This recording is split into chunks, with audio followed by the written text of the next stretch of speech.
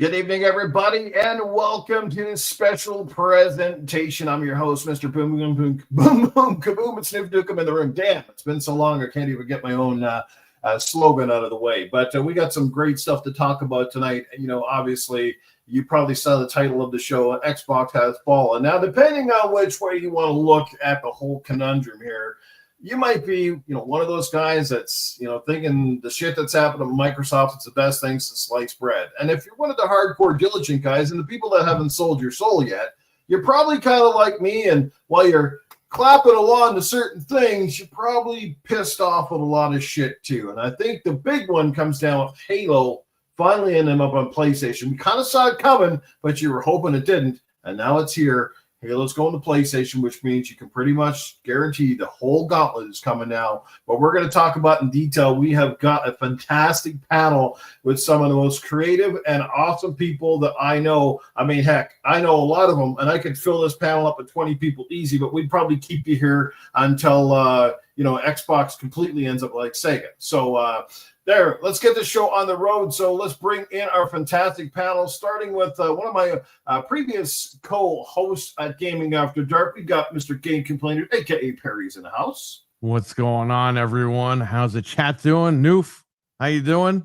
I'm doing great. Been playing lots of Battlefield. We're going to bring in another former co-panel member, Gaming After Dark. Mr. Mental 9R is in the house. Actually, I don't know if it was Gaming After Dark or was the other podcast I have, but either which way, he's a former co-panel member of mine. There you go. What's up, folks? He is my Canadian friend, so Canadian brother. Yeah, we're in the same neighborhood practically, so. Practically. Good stuff. All right, bring in, should be fun. Let's bring in a man who is also part of Gaming After Dark and definitely not only is very intelligent and has lots of great views and opinions on the gaming industry, but like I said, he's also got a fantastic sense of humor too. He can roll with the punches. I'm talking about Wise Old Gamer. What's up, everybody? So there's no more red line, just the red lipstick around my penis. That's it. There you go. Holy man, where did that come from, or dare we ask? There's no more red line, just red lipstick around penises. That's it. There you go. There you go. The first part of this podcast started off with lipstick on penises. Where she ends up in the night depends where the lipstick ends up. Either the is that Matt Booty's red lipstick? I like it when lipstick is black. With a name like Booty, we can kiss a lot of ass. All right. And but speaking of a fantastic and phenomenal guy from the community that pretty much everybody knows, if you know Xbox, you definitely know his name, especially through podcasting, social media circles. This guy, he exemplifies what it is to be an Xbox fan. And yeah, his opinions haven't been overly popular over the last while, but you know what? Sometimes opinion is just stating the facts. I'm bringing him in. Mr. Tim Dog is in the house. Woo-hoo. I think he's on mute.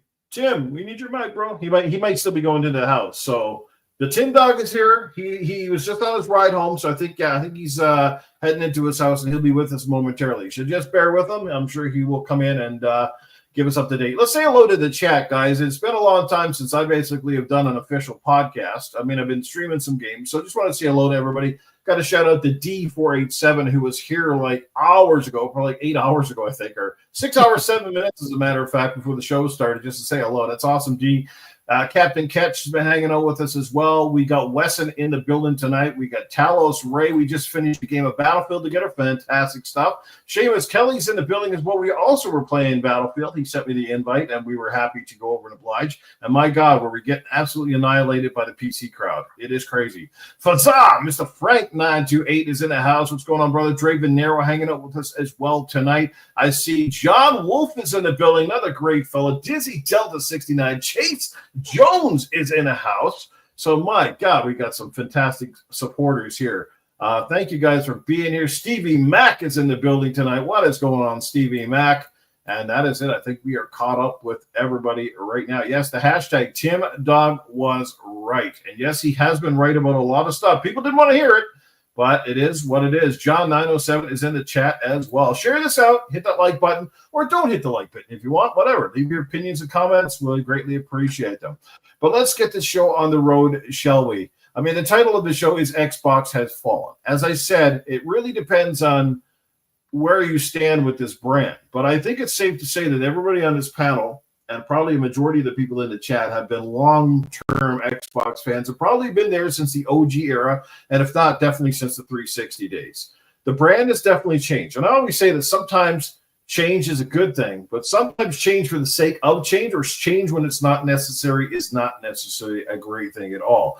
Now, like I said, the brand was largely built by hardcore fans like ourselves, the fans who stood there in line for the midnight launches, stood there behind the big name games and bought them like full price, every fucking one of them, way back in the day. And we championed the brand right up to the fact that most of us here have got ornaments and figurines and T-shirts and hats and everything that's associated with Xbox. Yeah, I mean, heck, I got a pretty much a useless mini fridge at the Series X, and right now it's actually probably getting used as much as my Series X. Perry's got two of about 70 Series X consoles. So if you're like the rest of us, the way you look at this brand is, he's got the ornament too. Nice, Wise. You cut is awesome, right? Yeah, that's the new one. That's the 360 one. I picked one up. Yes, it's fantastic. Makes the noise and everything. It's so cool. I always buy every small console they release every year. I got every single one they've ever made. So yeah. There you go. When it says size matters, there you go. He just proved it. Perry's look at that. He's got the OG. Look at it. No, that's the new one, right? That's the transformable D-pad. Look at that. The one that came out 2010. We got Carrie in the house right now. Let's go. I think it's pronounced Carrie. I do apologize if I pronounced that wrong. We've also got Shadow is in the building right now. There you go. The Xbox 360, the first revised edition of that console. Fantastic unit, by the way. The one that didn't have the red rings of death. At least I don't think anybody had one with that. Wouldn't that be funny? Wouldn't that be funny if he's got the little Halo game there too? Look at the embossed Master Chief. That's fantastic. Wouldn't it have been funny, though, if that actual ornament actually had, like, if you press the button twice, it would have red ring? Yeah, that's what I'm saying. Everybody starts returning the ornaments to Hallmark. What's going on? Like, this is going to cost us $4 billion. Hallmark's like, yeah, make it happen. There you go. Right? Make it happen. Yeah, make the authenticity real, right? Exactly. That'd be hilarious. So, guys, yeah, like, you know, looking at the synopsis of the show here, let's just kind of go down through it in sort of in a sectional here. And, you know, let me just bring up my notes. I just want to do this in a certain delivery here tonight.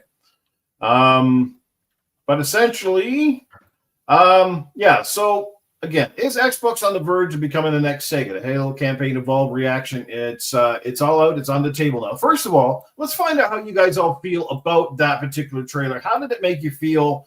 And then how did it make you feel to see it finally have a PlayStation logo attached to it? Let's start off with Mental Niner, who rarely gets the chance to open a show. So, Mental, what was your takeaway from that? How did it make you feel? Weird? Yeah, I mean, how? Okay, first, just looking at the game itself, the game looks very impressive. It looks like they did a great job. Graphically speaking, everything looked fantastic. On that, you know, kudos, looks great. We'll see what it's like when it comes out. Hopefully it performs well and plays well and looks as good as what they showed, because it looks fantastic. On that front, I'm excited to play the game again. It's been a while since I've played through Halo CE, so and you know, all that stuff's positive. When I look at the idea of it coming to PlayStation, it almost seems like blasphemy in many respects, right? Very, very strange feeling. Softened a bit by the fact it's been on PC for quite a while now, but at the same time, you just, I don't know, the nostalgia aspect of it. It hurts in a way. I mean, Xbox was always my favorite console. Definitely, you know, I'm a PC guy first. Everybody knows that. But when it came to consoles, it was always Xbox was my go-to. So it feels a little weird considering it's only 2 short years ago everyone was celebrating about ABK and what a wonderful thing this was and how Xbox was going to take off in 2024 and everything would be golden from there on out. And you know, it went from all that optimism to a dumpster fire, and just seeing Halo go to PlayStation feels pretty freaking bizarre. And, you know, I'll probably pick it up on PlayStation at some point just because. But very weird. I know some PlayStation guys that are quite happy about it. They've always been PlayStation only. I also know some Xbox guys that are pretty much done with Xbox at this point, and next gen will be a PlayStation gen more than likely. And I one of my friends in particular was asking me about, hey, if I got a PlayStation, do they have a a controller that's kind of like the Elite or anything? So I was like, yeah, they've got the PlayStation Edge. So it's weird. So a couple of weird things to talk about with that as well. I do believe this is the first time that Halo is now going to the Unreal Engine 5, correct? I do believe in the past it was made on the Havoc engine. And I'm not sure what the upgraded version when they put it on the Master Chief Collection. I know it was an upgraded version of the game, but I don't remember if they used Unreal for that. I don't think they did they? Not that I know. I think it was just an upgraded version of Havoc, right? Or did he use Slipstream? Well, Havoc is a physics engine that Microsoft owns, but the game engine for Halo, I think, is Slipstream, and it has been for quite some time. And for I was aware that it was only when Halo Infinite came out, right? Okay, maybe. Yeah, Halo Infinite came out and used that engine. That was part of the problem with they had so much development issues with Infinite, because they had to switch gears during that whole development cycle, and a lot of the staff were not really equipped to handle a brand new engine. They didn't really have a whole lot of tutelage, so to speak. But yeah, this one is built on Unreal 5. It looks phenomenal. And the other thing is, it is going to have multiplayer. It's going to have 4-player co-op, but as far as we know, there will be no multiplayer, hence the whole campaign involved, not to get people confused. But either which way, the old Halo, you couldn't play 4 players. So this is going to be quite interesting. What do you think of that aspect? Sorry, what was that? It's going to have 4-player co-op, which the old Halo games never had. They had 2-player. And then the original Xbox days, you could play 2-player, but it was only on the original console on a split screen. You know what? On that, I'm actually pretty hyped for it, because I played Halo 4 the entire campaign with 3 of my buddies. We did it all online, and that was pretty fun. I mean, it's cool doing co-op with one buddy, but when you've got 4 of you in there, it definitely changes the dynamic somewhat. So that was pretty fun, and I think playing through this with 3 of my buds, that'd be great. I think it'd be awesome. I think that's pretty cool. Yeah, no, I think that's pretty awesome. That's a big upgrade. It'll be interesting to see how the story arc is. They have to modify something, because so much of that game was kind of more solo-esque with just your random guys around, right? So it'll be interesting to see how they integrate that. Are you all going to be Master Chief, or what's going to happen there? Perry's going to be Master Queef, and Wise is probably going to be. He's like, I'm waiting to be a playable grunt. Hey, as long as I can steal my ass like they did on the TV show, I'm good. I don't care who I steal. It's good. Perry's like, I've always wanted to play. Wise is like, I always wanted to play the side where I could be one of those little minion dudes. What the hell are you called? That. Oh, no. When you played Metroid, right? Remember when you beat the game, you played in your birthday suit, or basically without an armor, right? That's what I want to do. I want to beat Halo Combat Evolved, and then the next thing you know, he takes off his armor and you run around the entire ring butt ass naked. That's what I want to do. He's gonna have it's gonna be like the game Ghouls and Ghosts, and Master Chief gets hit too many times, his armor falls off, and then we see the guy from the television show. Well,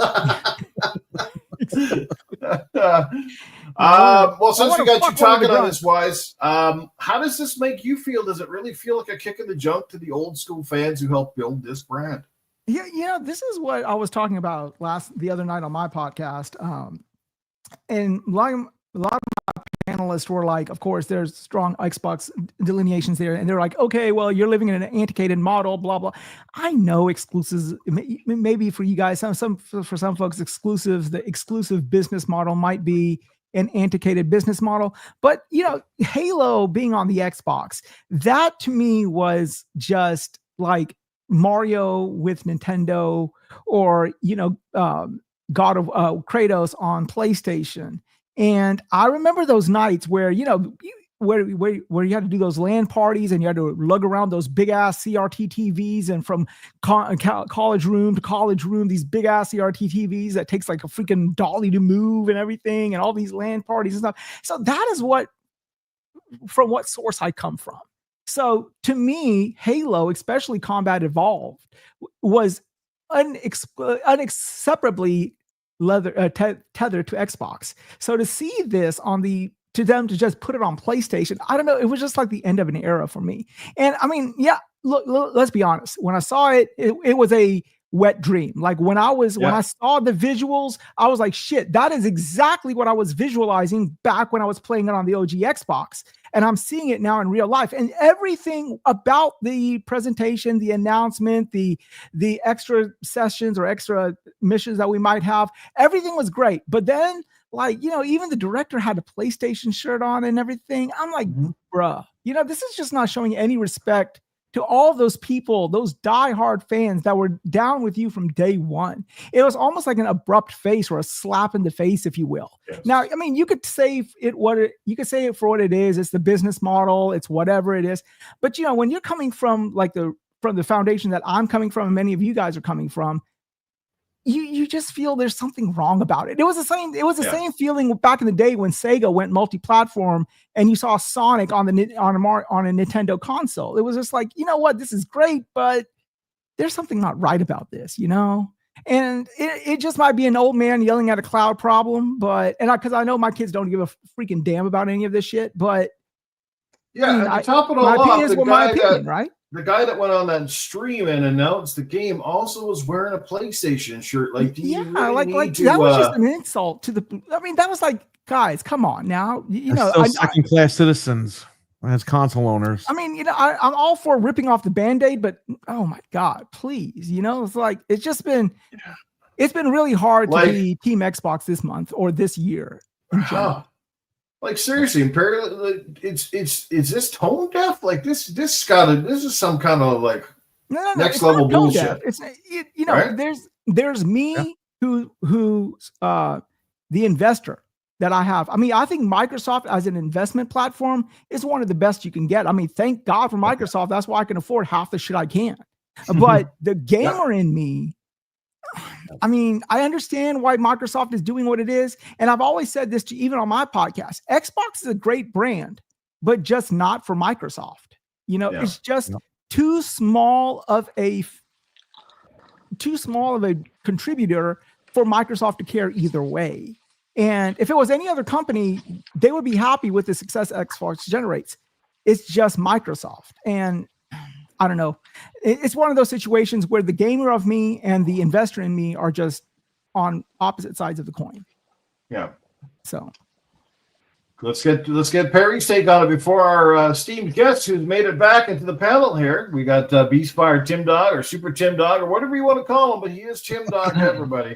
And he is here with us right now. Yeah, it is. It is a very similar situation to Sega, you know, and I don't care what you say. I love Sega dearly. I think most of us do. But don't we all long for Sega to be the company they were, to go back to building those great IPs and having their own platform to sell them on? Like, I still don't get over it to this day. When I still see Sonic on Nintendo, it still feels wrong to this day. And I rarely have played. Most of the time, if I get a Sonic game, it's on Xbox or PlayStation, and that seems wrong too. But I would say Nintendo feels the most wrong because, you know, Nintendo was always the direct competitor. Nintendo was the guys who tried fucking really hard to sink Sega, to put them under. And the funny thing is, it was actually Sony that more or less did more damage to Sega. And then to some degree, Sega, much like Xbox, did a lot of damage to themselves because they couldn't get their fucking foot out of their ass long enough. They swapped the market with hardware. Fans weren't ready for it. They made so many mistakes in the transition from Genesis to Sega Saturn that it really left a shitty taste in people's mouth for the Dreamcast. That's the problem. As much as Sonic defined Sega, Master Chief and Halo defined Xbox. If it wasn't for that one game, Xbox as a brand would not have succeeded, you know, period. It was the killer app for the Xbox when it first came out. And again, we are all old fogies here, and we're all victims of, hey, old man yelling at a cloud scenario. And I get it, and we get it. But, you know, what can you do? This is the foundation from which we sprang.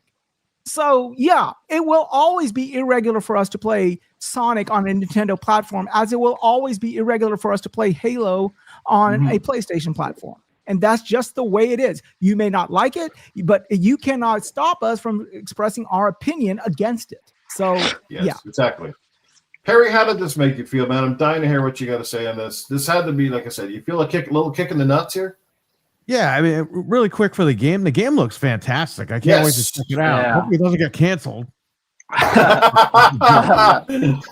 Well, I would safe to say the game's pretty much been built for the last 20-odd years, so it should be good to go. I'm happy with that. It looks great. I can't wait to play it. I will not be purchasing it on Xbox. I will be buying it on Steam and PlayStation 5 Pro. Just for the record. Anyway, I don't know. You see the logo, and it's like, all right, well, that's the last one. You know, that's the Holy Trinity, right? Gears, Forza, and Halo. They're all gone. So, yeah, it sucks because I invested in the platform a lot of money. Original copy. Yeah, from day. Well, I wasn't there day one. I was there like 3 weeks later. So I bought one 3 weeks. I traded my GameCube in for a freaking brand new Xbox for WWF Raw. That was coming out in like a month or two. So I was like, let me get it now. And I was like, do I get NFL Fever or Halo? I got Halo, and I never looked back. Just saying. Yeah, absolutely, man. Anyway, absolutely. That is And not if you weren't a fan after the first Halo, you were damn well a fan by the time. Didn't you buy the original console to play Voodoo Vince? Wasn't that your thing, or Blinks the Time Sweeper? Voodoo Vince, fuck that. Isn't that Phil Spencer's game? Right. Yeah. Yeah, see, for me, I played Well, Halo really, first we on put that game out. on PC. That was where I experienced Halo first, and then, but I did go out and buy the Xbox for Halo 2. Nice. So that game I was really looking forward to after playing the original on PC. That's why my Halo 1 disc is the Game of the Year one, because I picked it up for the console later. And there's the machine behind my head. The machine that ran circles around the PlayStation was better in almost every single way. Over there. And it was brought out by a brash team of developers, investors, and really, like I said, it didn't last as long as it should have in the industry. But I totally understand why they did, and I think going to the Xbox 360 early was probably one of the best decisions they ever made. But like I said, by the end of the 360 generation, the bad decisions started to come. I definitely want to check in with Tim Dog. Tim, welcome back, and thanks for being here with us tonight. I assume you're probably inside your house now, so your connection's probably a little more secure. Yes, it's I'm all set. So, tell us, I'm happy to be here. Well, I mean, listen, I just saw Perry, and you know, it kind of just aggravates me because I could see, you know, that he's, you know, you feel bad. Like it's, we all grew up with it, and it was part of our childhood. I guess I shouldn't say childhood, but it was, I'm trying to think of my age.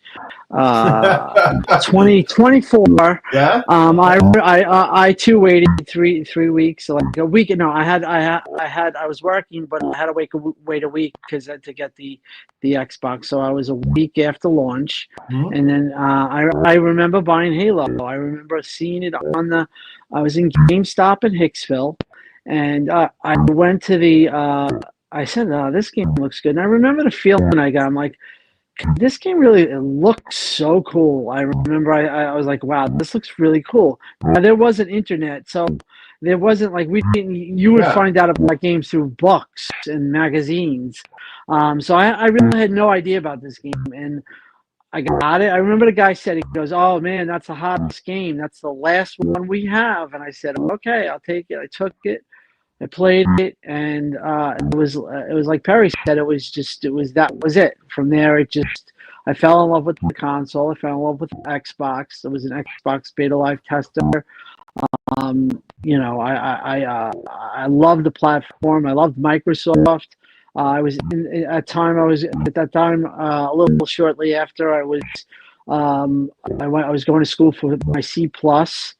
And I was, you know, everyone hated Microsoft. I never understood why, and it was because of the antitrust thing. But I didn't know the history of this, you know. So I was like the only guy that was a Microsoft guy in the whole place. I remember Novell. I don't know if you guys remember Novell, but there was like they were teaching that, and they were like, you know, they were just very anti-Microsoft. And so that was my history with Xbox and Microsoft. I came in as a fan, and then I really grew to love the brand.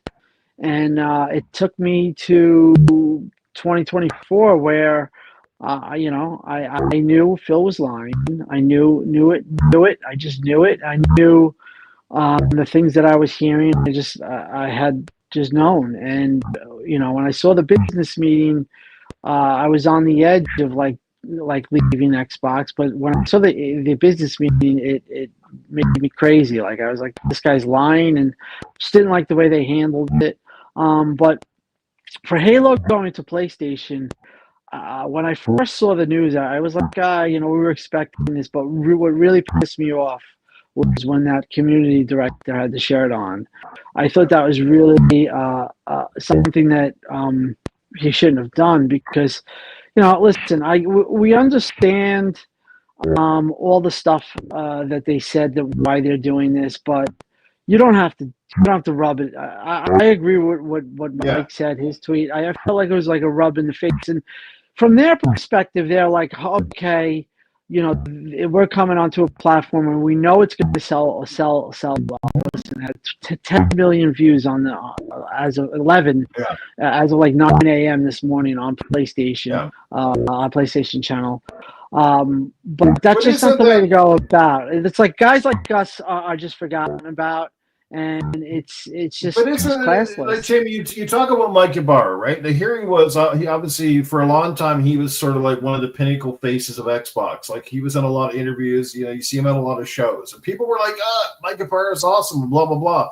And now all of a sudden, because he's no longer with the company and he has a bit of a stern opinion, now all of a sudden Mike Ybarra is this jaded guy who hated Xbox. And I'm not getting that from Mike Ybarra that he hated Xbox, but I damn well get the feeling that he hated the direction that Xbox was going. And I get the feeling he was one of the last few guys that was saying, I don't think we should be doing this, guys. But they're like, well, too bad about you, man. You don't like it, you can hit the road. That's the way I'm feeling about it.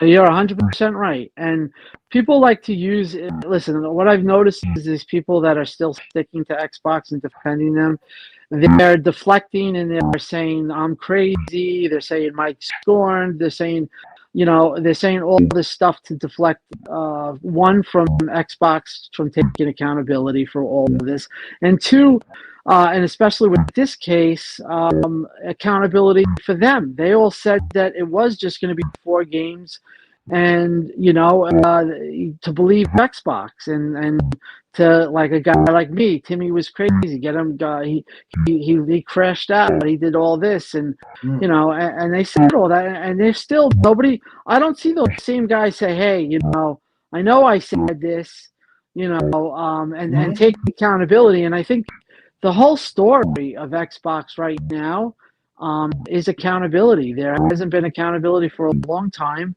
And that's the number one reason why they're in the position that they're in.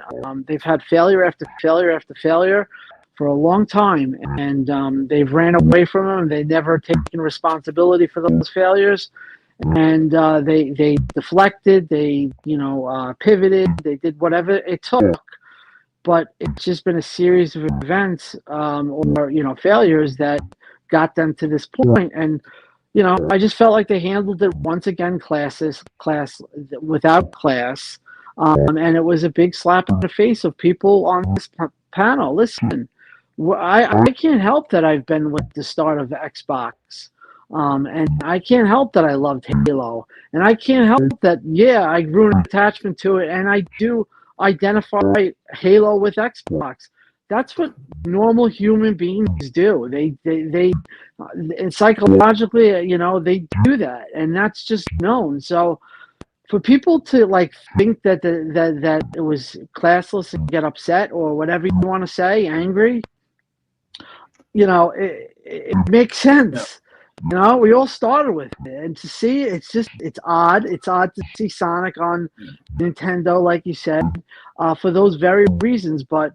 It's one thing to do it, but it's another thing to rub it in your faces and just be totally tone deaf to your fan base that's invested so much money into the brand that I felt the way you guys felt. It's just kind of crappy, You know, we want to feel like we matter. And to the people, we talked about this pre-show. Listen, everyone on this panel is the bigger Xbox fans than these new people on the scene. We've been since the beginning. The things that we're saying are because we know the direction's bad and we know that there's problems. We're not saying that this is great, because if we do that, they'll just keep on making the mistakes. Obviously people have been reading my Twitter, and yeah, it's a little harsh, but I still, to this day, even after that guy, that jerk with the stupid David Gerard or whatever his name, I still want Xbox to figure something out, to have these games. I don't even care that it's even on PlayStation. I would like exclusivity, but I don't want the brand to die. But unfortunately, if I'm going to be honest, I do feel like the brand is dead. It's going that way. That's really all it is at this point. It's just a brand, and it has no identity anymore at this point. I think this is the problem. It seems like it doesn't stand for anything, and it certainly doesn't stand behind the fans that helped get it to where it was, that made this iconic brand. It doesn't matter where they placed in terms of, the industry sales and stuff. That part of it's irrelevant. Microsoft has had enough money to foot the bill and make sure that they're successful. I think for a while they were doing a great job. I mean, heck, even the start of this generation, they started out doing a lot of things right and righting some of the wrongs that they had towards the tail end of the Xbox One. And then all of a sudden they flipped gears. It was like after COVID switched to things, everybody got a little bit cocky with with the amount of money they were making and the kind of sales they were driving in. And then all of a sudden it was like when COVID kind of died and the money started to filter down a little bit, it was like, oh, well, now we got to start cutting all these corners, because they're not the only ones to do it, but there's just so many stupid choices made here. You gave us great hardware. You already had the infrastructure in place. You got the best online service out of any of the companies. And, and yes, they were taking their time to get some of these great games out. But what the hell? The full story occurred is the death knell of Xbox as a console, not a brand, as a console, started when Satya took helm of Microsoft. Because Satya does not carry with him the same baggage that Ballmer did.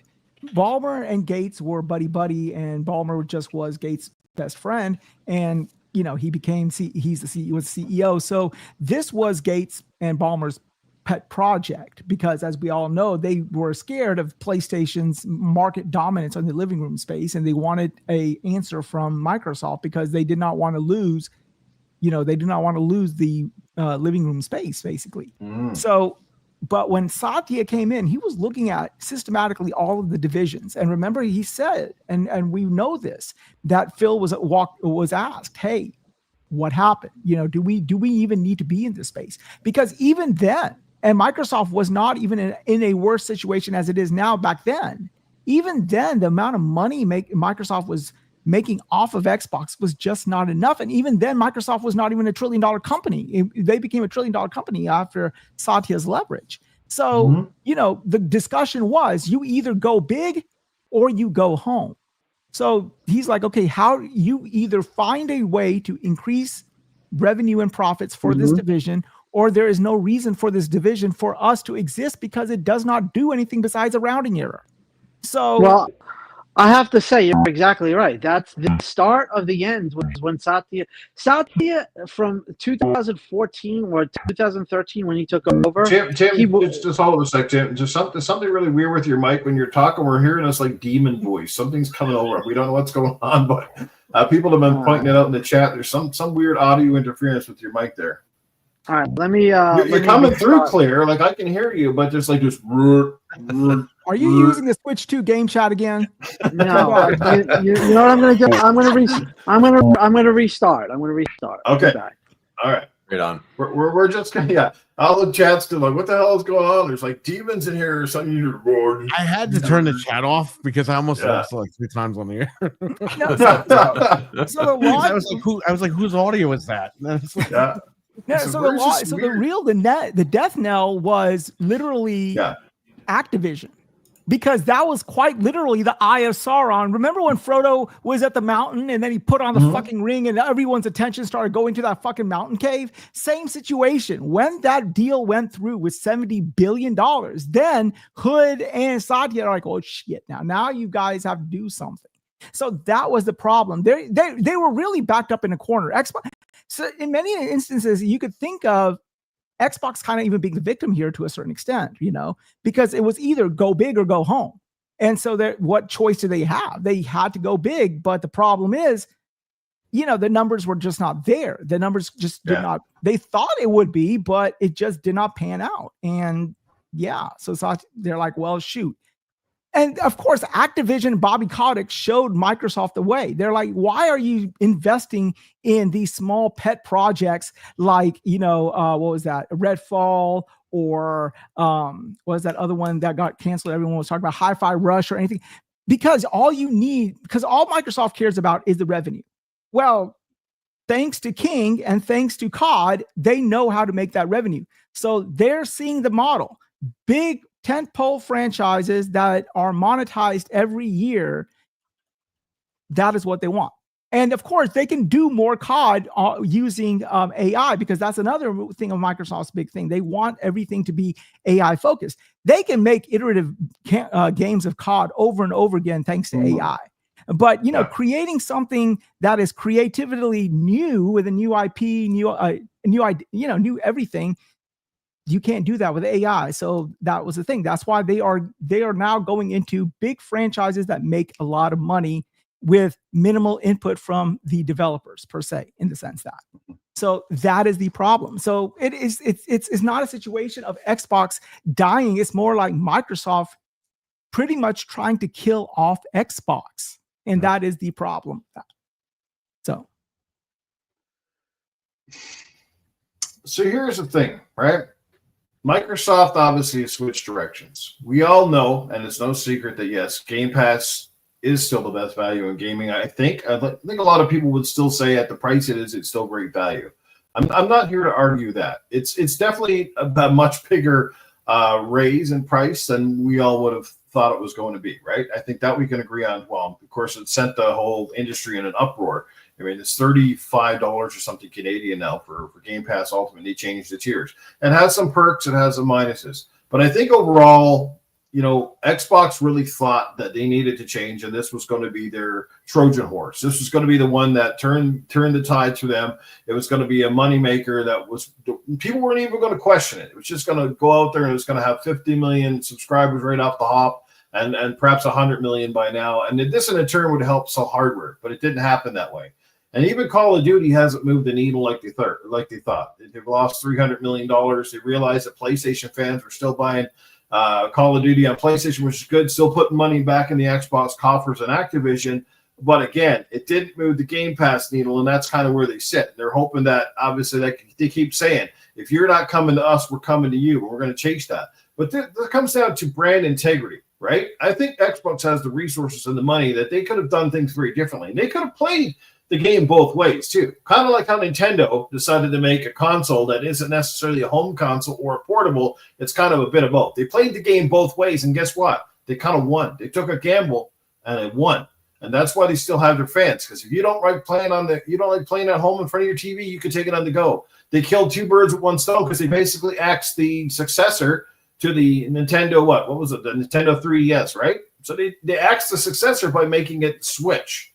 So, like I said, and Nintendo is its own monopoly. We're not going to get off on trail. But sometimes isn't the integrity of a brand worth just as much as the kind of money that you seem to want to make? Like that your brand stands for something that it has iconic features. Like McDonald's is not McDonald's without the Big Mac, or Burger King is not Burger King without the Whopper. And if you can go to any other restaurant and buy those burgers, then why would you go somewhere else to buy it? Do you know what I mean? And I think this is where we come now as game players.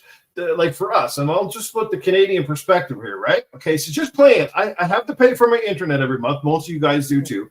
You all know I'm not a PC guy, so I don't get the free game. I don't get to play games for free. So I got to pay right now $130 a fucking year for PlayStation Essential just to play online.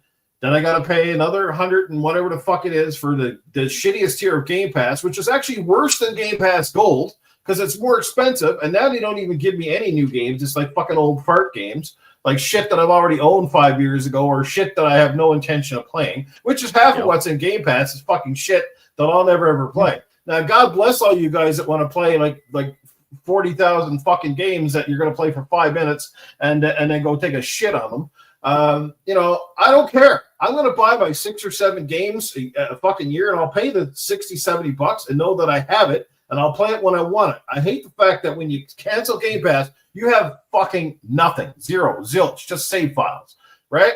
So they could have done things, in my personal opinion, they could have done things totally different. They could have had their Game Pass, but they still could have catered to the core audience. Like the fact that I go in, and I've always said physical discs might not mean a lot to some people, and I totally get it. Most people are digital. But the fact you walk into a major market store and you can't find a game on the shelf, and especially when the same game is on your competitor, but it's not on the primary console. Now, can you imagine how pissed off that makes me feel that I walk into an Xbox, to go into an Xbox, I can't find the copy on the shelf for Xbox when they made and published the fucking game, but they're going to make it for PlayStation. Hence, what's the recent one to do that? Let me ask you, but you know why they're doing that too, right? Their market analysis is shifted from us. Who buys physical games? There's two populations of players who buy physical games. Number one is us hardcore, right? Because that's what we've been sort of accustomed to back with the NES, and you go to, you know, Toys R Us and pick the golden ticket and blah, blah, blah, blah, right? We're used to that type of shit, all right? That's one population that still buys physical games. The other population are these soccer moms and these dads that will go in and buy little Timmy for his 5th birthday some games because that's sort of what they know gaming is, right? But that is such a fragmented population of people that it's not even something relevant to Microsoft. Microsoft knows that, especially like, fuck me. Microsoft doesn't want me. Microsoft wants my kids, and my kids don't give a damn. That's the problem. Exactly, Microsoft, yes. And you see that even in GameStop. Who the fuck is paying Ultimate to get it? Fortnite, whatever the fuck that shit was. Like, that's not me. But isn't part of it's on them because of the way that they marketed their shit, and they have failed to market very well. Fortnite has marketed very well. Those games have. They've been everywhere. They're all over the place, right? And you get to the point, and if there's one franchise in Xbox's portfolio that's a massive property, it's Halo. Halo's got toys, it's got comics, it's got everything under the sun, including even having a TV show. So the fact that they got some morons over at Xbox that don't know how to fucking put this in front of the people they're going after, but you got to keep your hardcore happy, and then you got to keep the new people happy too. But they're splitting the audience, and they basically forgotten about us guys. Do I still sound? I'm sorry for interrupting, but do I still sound like a demon? No, you always sound like a demon guy. Okay. No, I want to say two things. I want to say two things. First off, the truth of the matter is, and this goes back to what we were saying when I started sounding like a demon, but Satya wanted to axe it from day one. He was convinced in 2014 and then reconvinced in 2017. And then obviously this is the latest pivot, or if it does go through this whole Windows AI cloud pilot, see the AI with the Copilot and the cloud. So it's been a series of executives or Phil trying to get Satya to align this Xbox with his central vision of Microsoft, and it's been a complete struggle, and that is really the main problem, because Phil, we could say what we want about him. He has screwed up the last couple of years, but he did really want Xbox to do well, and he did really try. He sold him in 2017 when this talk came up again, and they were talking about just making a cloud, like a cloud dongle, like like you plug into a USB and you play off the cloud and no console. But then he got Game Pass and he sold that as the services. Right. And then he also pushed the cloud and said, yeah, well, the cloud's coming and it's going to be huge and this and that. So he got time there. It bought him some time. Then COVID also bought him some time and gave them false security to buy Activision, which that was a major mistake. And that's part of the tension that's going on now. Well, it is all of the attention because once a little bit on that, with your points, if you don't mind. Number one, the point of Phil Phil has nothing to do here. I mean, if you look at Phil in the beginning when this generation started versus Phil now, he doesn't look like he's on Ozempic. He looks like he's on chemotherapy, like I am. So like Phil, I don't think has any say so. He is the figurehead. He is the one. Now he isn't. No, yeah, he has nothing now. Right. I'm just saying during the timeline, he had to sell Satya to keep it alive or to keep it going. Yes. So, when you say Activision being a mistake, what other choice did they have? It was either. Oh, they didn't, but they would have never done it if it wasn't for COVID. See, COVID gave them that false security of, look at this. And, the truth of the matter is, and I was reading something, is that Sarah is a T-Mobile exec that is not a gamer, and she is making decisions like, let's turn our back on the hardcore. Let's just say that exclusives don't matter and pretend it doesn't when it actually does. Look at the market. Look at all of the hysteria of what went on with Halo.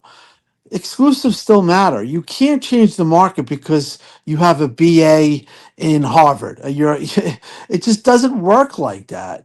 So in my opinion, you're right. Now Phil is not. He's going to be leaving soon. I believe. Do you think during these, obviously these are decisions they have to make in a boardroom somewhere, they have to get the round table, and they have to go, this is going here, this is going here.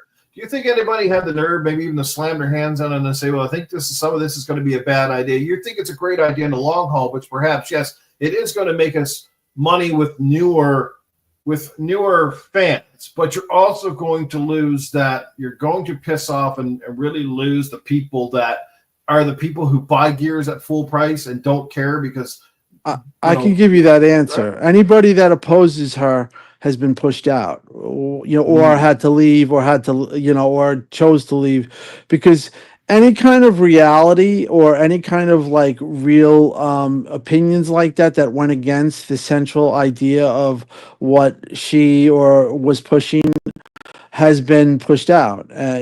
Mike's one of those people. Now he left on his own accord because I had this conversation with him, but he was one of the people. They didn't like him because he was vocal.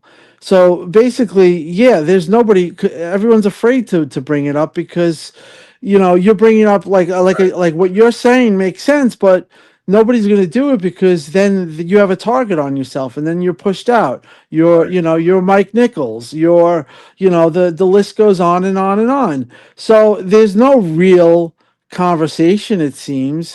And let's be honest. These guys are getting a 7-figure plus salary per fucking year. Do you really think they are so invested with the fan base that they're willing to relinquish a 7-figure salary per year?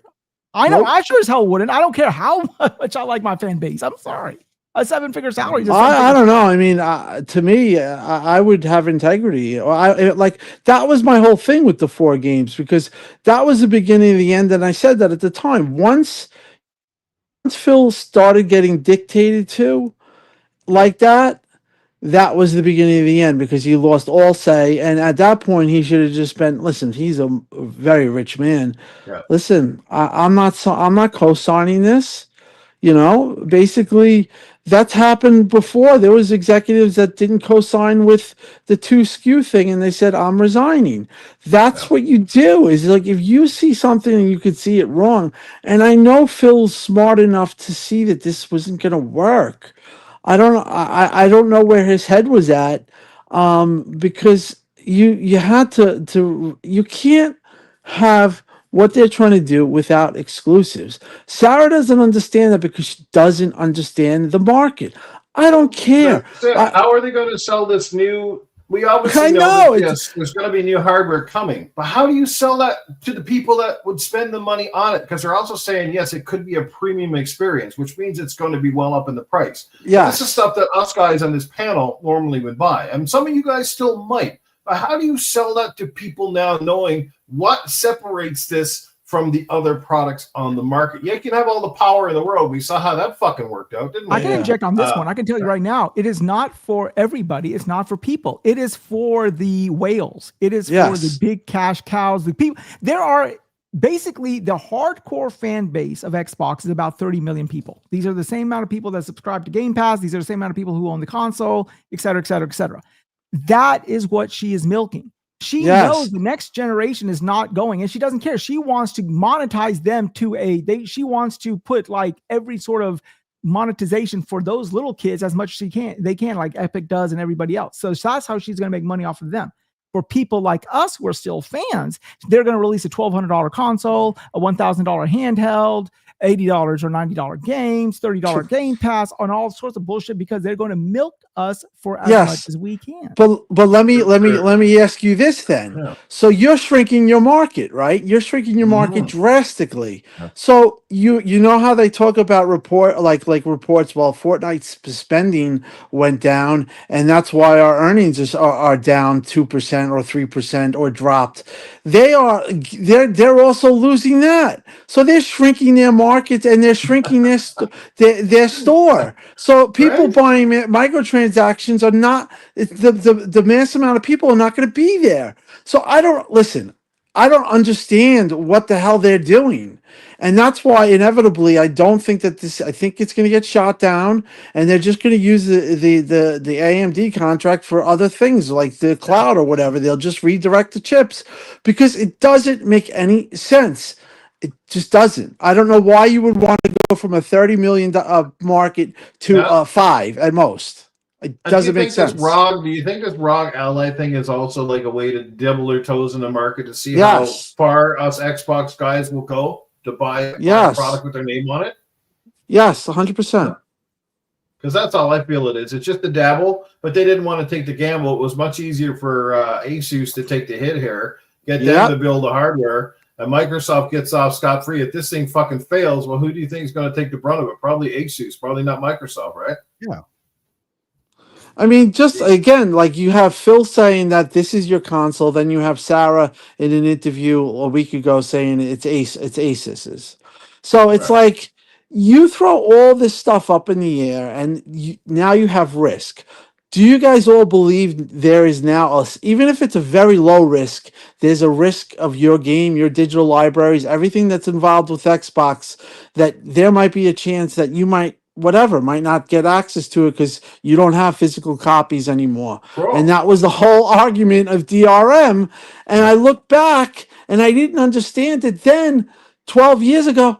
Now I understand it to a T, because now, in my opinion, there might be a 4% risk that this happens. I do think that they would, because they talk about that's why. Here's what I think is going to happen, Tim. Here's what I think is going to happen. They're going to double down on the full backwards compatibility. They're going to give us access to almost anything and everything. But here's the deal. I think eventually they're going to bundle that as part of Game Pass Ultimate.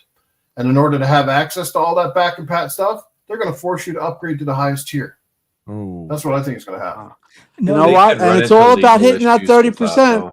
And you know what they're going to do is this. I'll tell you this much. Have y'all all noticed every tier of Game Pass has a cloud streaming option, which is different from tier to tier to tier. So they are going to go to your Xbox One owners and your Series X owners who do not want to upgrade to the Magnus, whatever they want to call it. But they're going to say, okay, yeah, you can stream. You can get a tier of Game Pass and you can stream your games on your Series X. You can stream it on your One X. And then they want that because you know why? Because now that you're in Game Pass, based on your tier level, they can cater or they can speed up or low or increase the lag of the cloud service that you get. So they not only control the game, but they control the speed at which you're streaming it at too. Yeah, you're right. And don't rule anything out, because the reason I say don't rule anything out is because Sony made one of the biggest gambles in their history too. When they went from the PlayStation 3 to the PS4 and they decided to charge you for the online, that was a massive gamble with them, because everybody was playing PlayStation for free, and then decided, we're going to charge you now because we saw how much money Microsoft was making from the service deal. And it turned out it worked out okay for Sony. But again, that was a massive gamble. A lot of people could have easily said, fuck you, Sony. We're not paying you a dime. But a lot of people did. Yeah. Again, a lot of people jumped on board. So I'm saying, like, you can't rule out these companies no matter who they are. And I'm talking about Sony, Nintendo, and Xbox. Anything is on the table these days with these more of their corporate stuff being wrapped in stocks now, as opposed to again, integrity and pleasing your hardcore fan base. 100%. I'll even go one further. I think the Sony fanboys, they're scared because they were protected with Xbox, because when you have competition, things are sort of good. Yeah. Now that all of these fanboys, they can only go to Sony or go to PlayStation, they're pretty much subservient to whatever PlayStation wants them to do.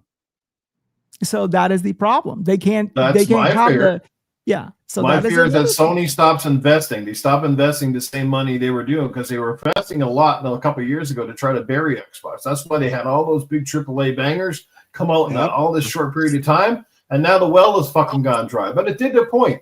They got through those couple of years where Xbox was lean and they had the heavy lineup, and they were fucking just killing us. And now they're fucking lean as beans, and it's fucking, and that's the funny part. Is here they are lean as beans, and Xbox is floating the boat for these motherfuckers. Listen, history tells you, just look at Madden. Just look at Madden. Just look at something like that.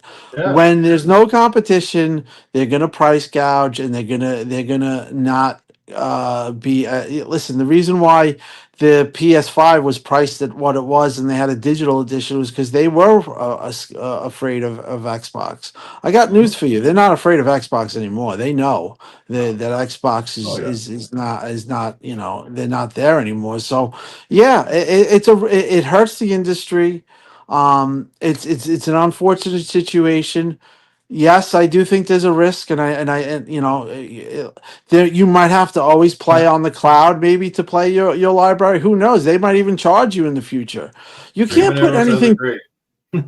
You can't put anything past them. That's my point. Is that they have not been truthful. That's a fact. So yeah.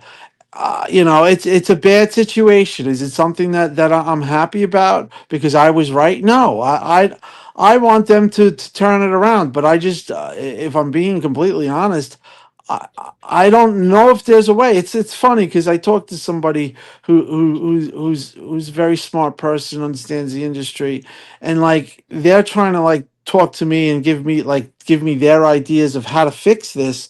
And my prevailing thought is like it's unfixable, and this is a true story. I remember right after 2024, Jay Allard was asked by somebody, "Can you fix this?" And he said it's unfixable, and that was in February or like March of 2024. So when a guy like that's saying that, and if you really look at it, it does seem like it's unfixable. This is having just this whole week. You would think that they would have a grand old week, 3 games, and everything's going out. The ROG Ally X is out, and the whole talk is dog walking Xbox. It's crazy. Mental, if you were the head of Xbox, we obviously know money is not really an issue for them. Like, they have tons of resources. They're one of the most richest companies on the planet.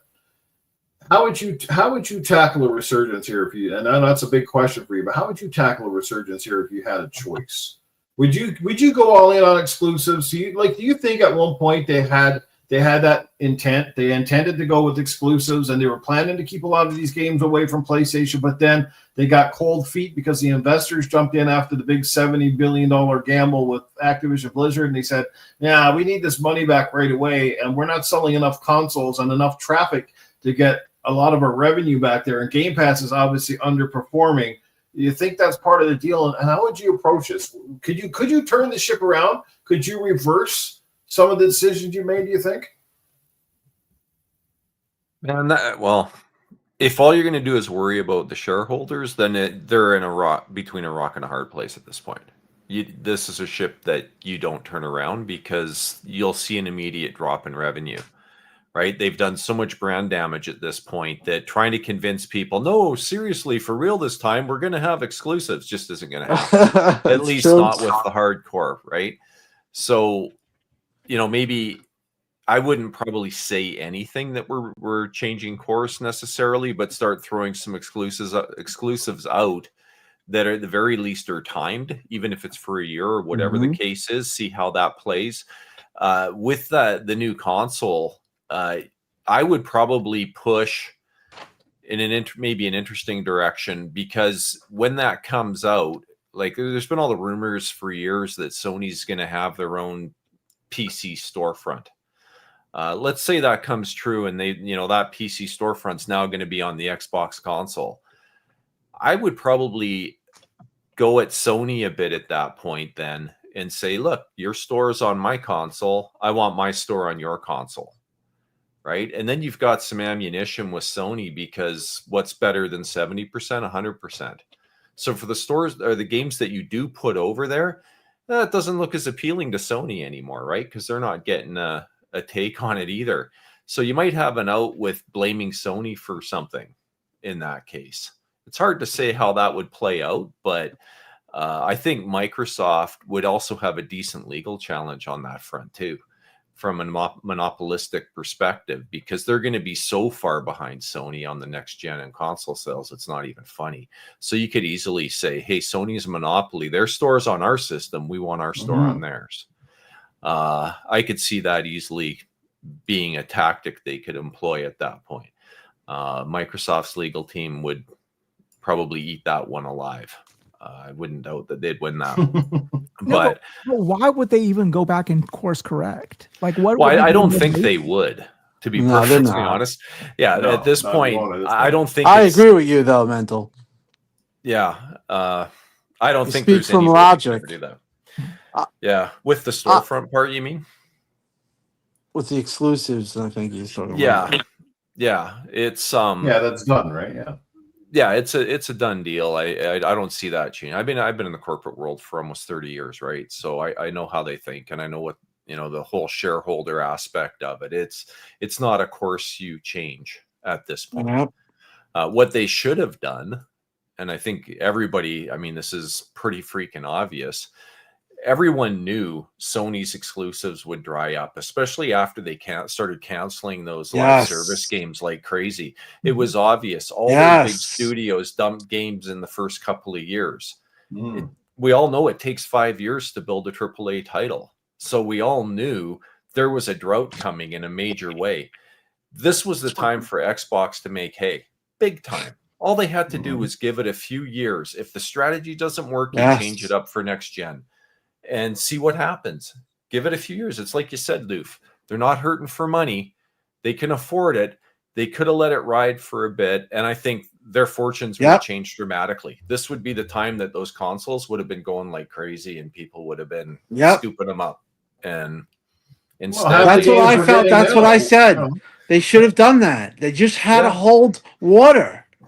Yep, because they are keeping Sony afloat right now with new releases. Yeah, and half the games that we're playing now, and everybody's gloating now, Xbox put out all these games. Half of those games are fucking announced long before COVID even started. They're just coming to fruition now. Like look at like almost every single game that was announced has always missed their target deadline date. And one of the biggest misdates in the history, and it's going to go down as a big mistake in history, was Halo Infinite. That had to be the hardest pill for Xbox to swallow. And probably one of the biggest pills to swallow in the whole company, because that game was just not decent as it was.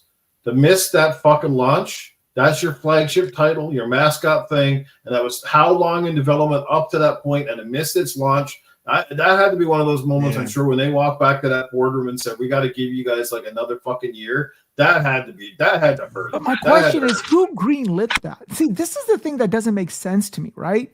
They had the announcement for Halo Infinite. Everyone was on their pins and needles to see the next iteration of Halo. And they released that video in such a pre-alpha state. What was the motive? Like, before they do all of this on E3 and stuff, there are board meetings as to, okay, well, this is going to make it. This is not going to make it. Who greenlit all that shit? That's what I want to know. Yeah, breaking news, Xbox do have one exclusive left. They're making a new Halo game featuring Craig. They're keeping it just for the Xbox. Remember Craig? But you know what? This is what I talked about transparency. If I was, I think that if they were pushed, and they were and Phil was pushed by Amy and Tim, that we got to do the exclusives. The one thing that I could have pushed back maybe is to say, listen, we can just let's come out, let's talk to the fans and let's acknowledge what we've said in the past, but let's move forward and give them a scenario of what we want to do. And they basically get a year exclusive. Everything is going to Sony, but we're going to have a year exclusive, so we're priority. And I think people on this panel and I think everyone could have dealt with that. Yeah, we would have screamed and been pissed, but to do what they did, they really shot themselves in the foot. And I think you brought up Halo. They constantly do stuff way too early. Way too early. They don't know how to hold their water.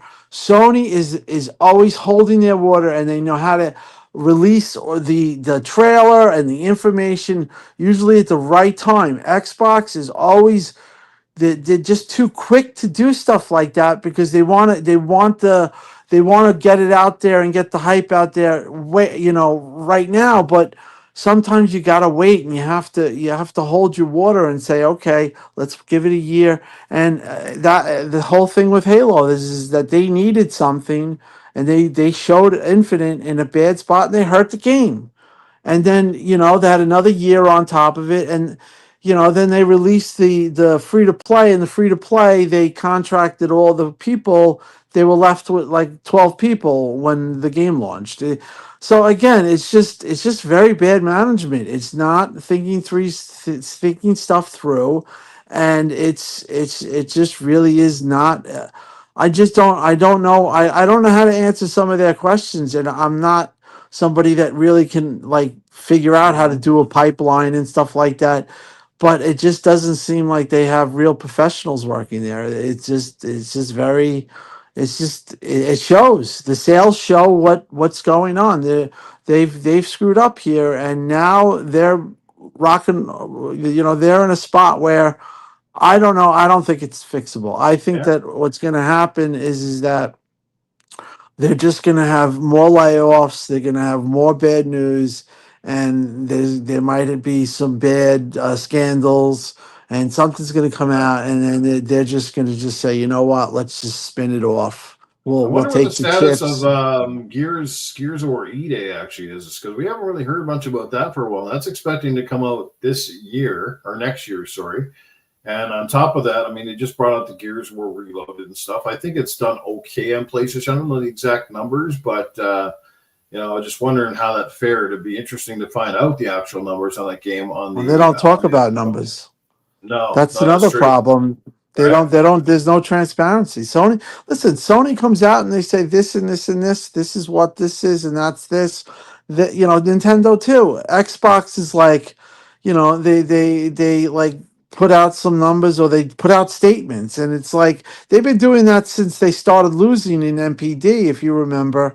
And that lack of transparency and that lack of being straightforward, it first of all pisses off gamers and creates resentment. But second of all, it just makes you question everything. You don't know if they're telling the truth or what.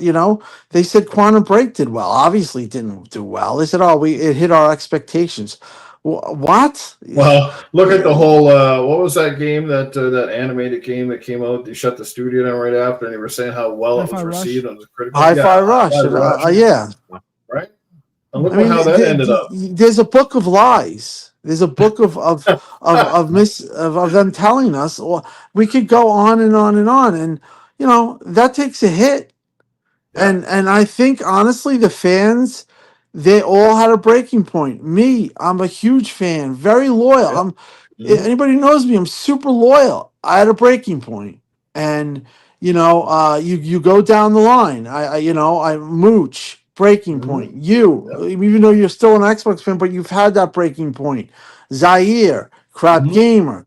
You do all the guys. Almost everyone has had a breaking point, and it's just like one by one. But now we're just in a point where the ones that are left, most of them aren't like OGs anyway. They're just like people who.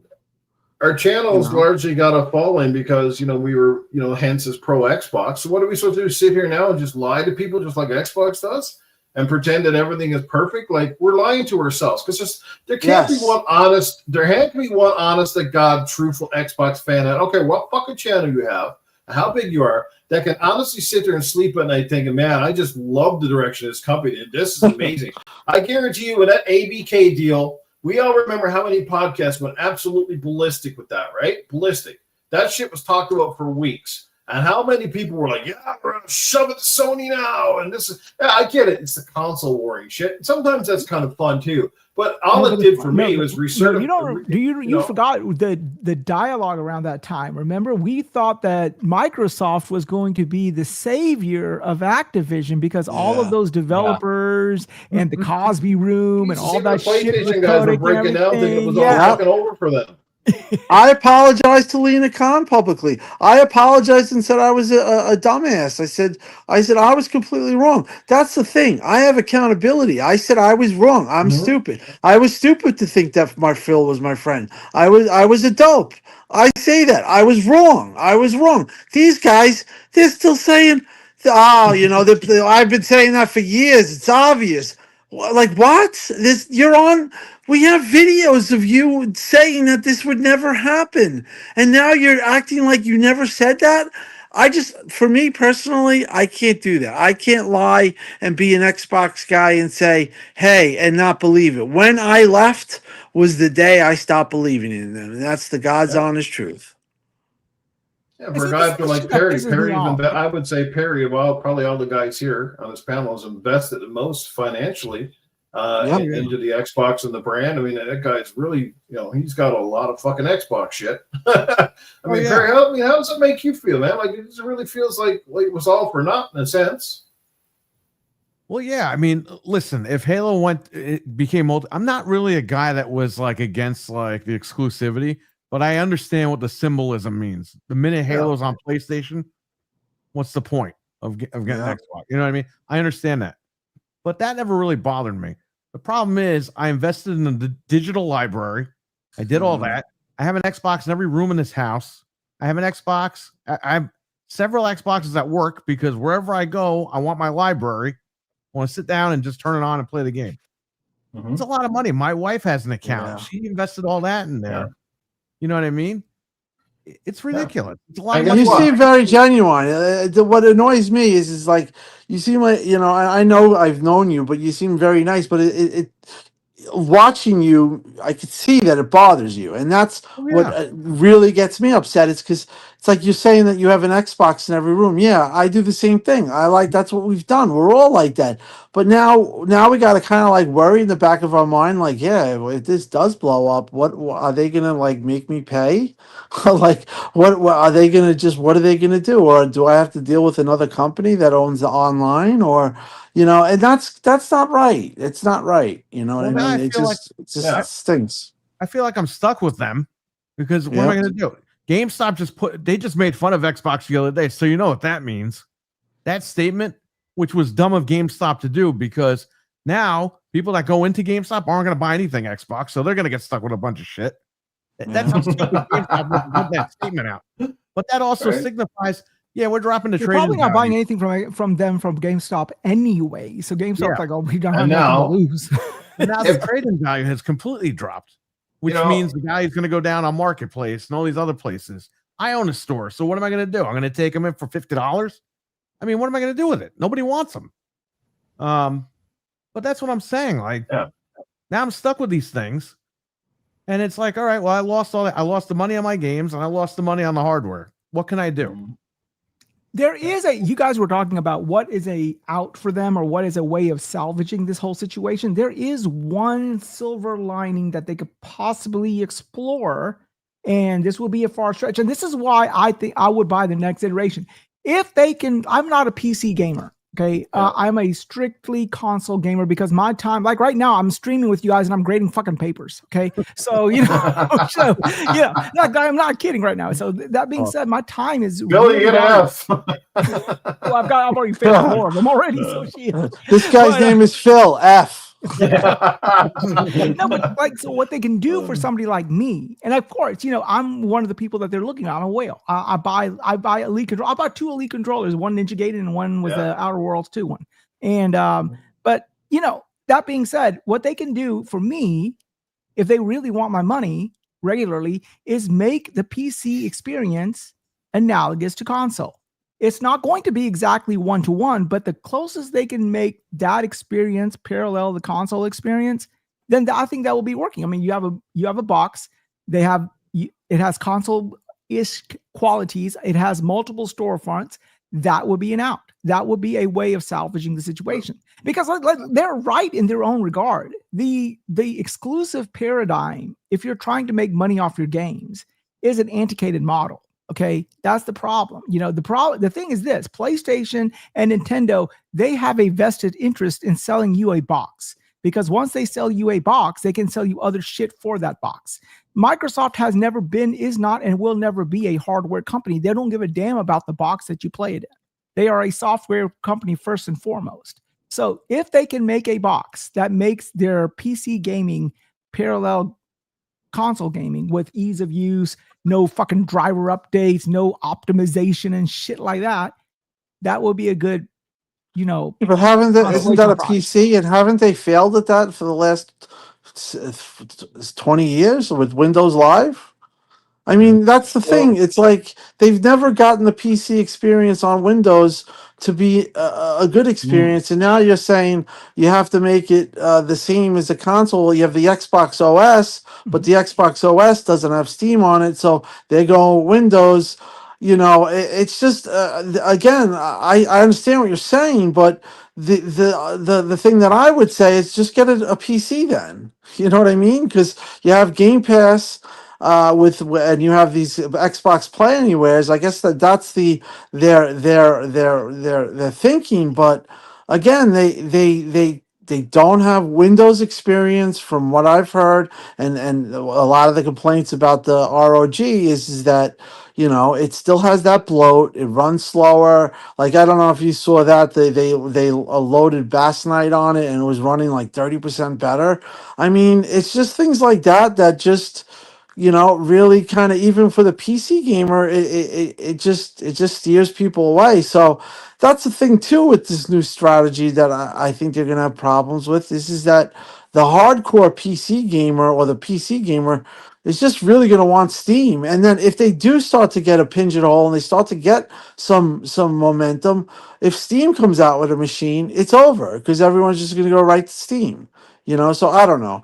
I guess it's a work in progress, but you're right. That's what if they're going to make this work, you've got to make that console or that Windows experience fast, simple, and seamless. And I don't see them doing that. I think VGC released an article just today or yesterday saying that somebody took they took the Xbox ROG Ally X, whatever they want to call it, and they stripped it of the whole Windows ecosystem and they just installed Steam OS. And it's still runs better than that's Bassinite. That's what I was saying. That was Bassinite. Yeah. They would ran 30% better.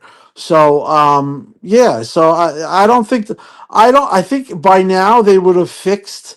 I remember in 2019 Phil was at the Mexico Fan Fest, and he said, we're really going to focus on PC and Windows this year, and we're going to get it right. We hear you in your complaints. It is 2025, and people say Windows is absolute garbage with games. And I remember Windows Live, and I remember all that. So listen, I just don't see that either. So again, that's why when people ask me, well, Tim, why do you say there's going to be no hardware? Because I do think when they really come and look at it, if that time comes, just like when they looked at the books after ABK, they're going to say, no, this isn't going to work, guys. Let's cut our losses and let's break this off, and let's sell it, and let's use that money for AI, and let's get this out of our hair. Well, this isn't working. And again, it comes to your point, Wise. Satya Nadella he just doesn't like Xbox, and when you have that, and you have to work against that. I wouldn't say he doesn't like Xbox. He's indifferent to Xbox. He doesn't understand it. Right. It's just like when you're kids and you're asking your parents. I don't know about your guys' parents, but my parents never understood video games. They couldn't understand it. They never liked it. You know what I mean? And it was always a friggin' chore to try to get them to buy me a game, because again, they just thought it was childishness and stuff like that. Now try to make them play a game with you. To make my dad would be like, get out of here, you know, right? like, Right? you know. They didn't take it seriously, right? People started taking it out because it's obviously $1 billion, if not $1 trillion industry. It's massive. I don't know where I was going with this.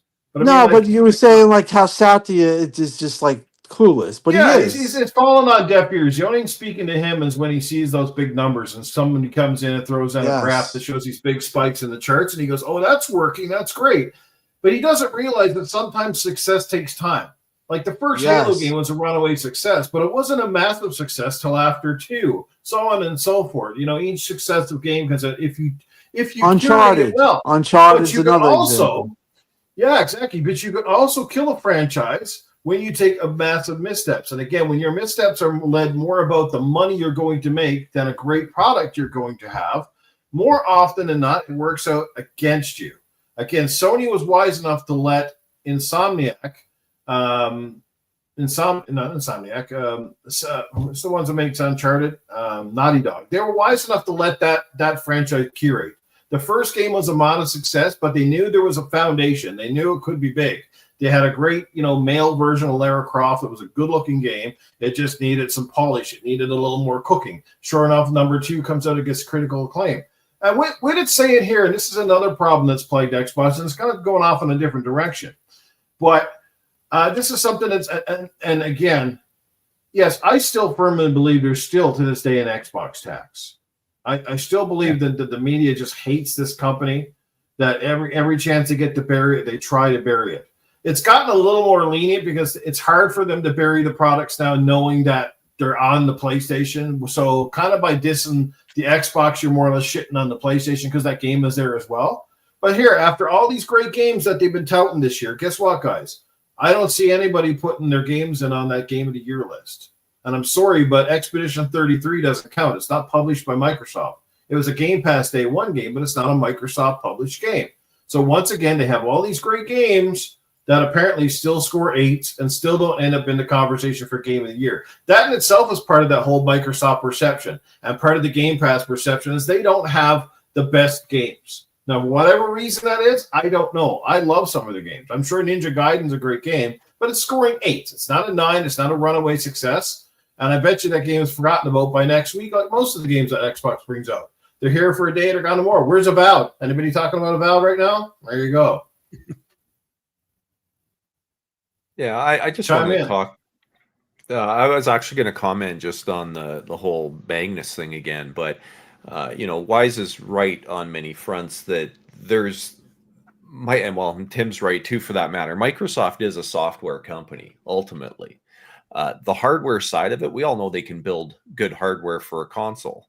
Today's hardware is essentially a PC, but it's running Windows. It's just a customized version of Windows. So all they really need to do here, and I tweeted about this over like almost 2 years ago now, that this is the strategy I thought they should take. They needed to integrate the two together and have a system that is transparent enough for console users so that they can actually just boot it up in that console-like interface.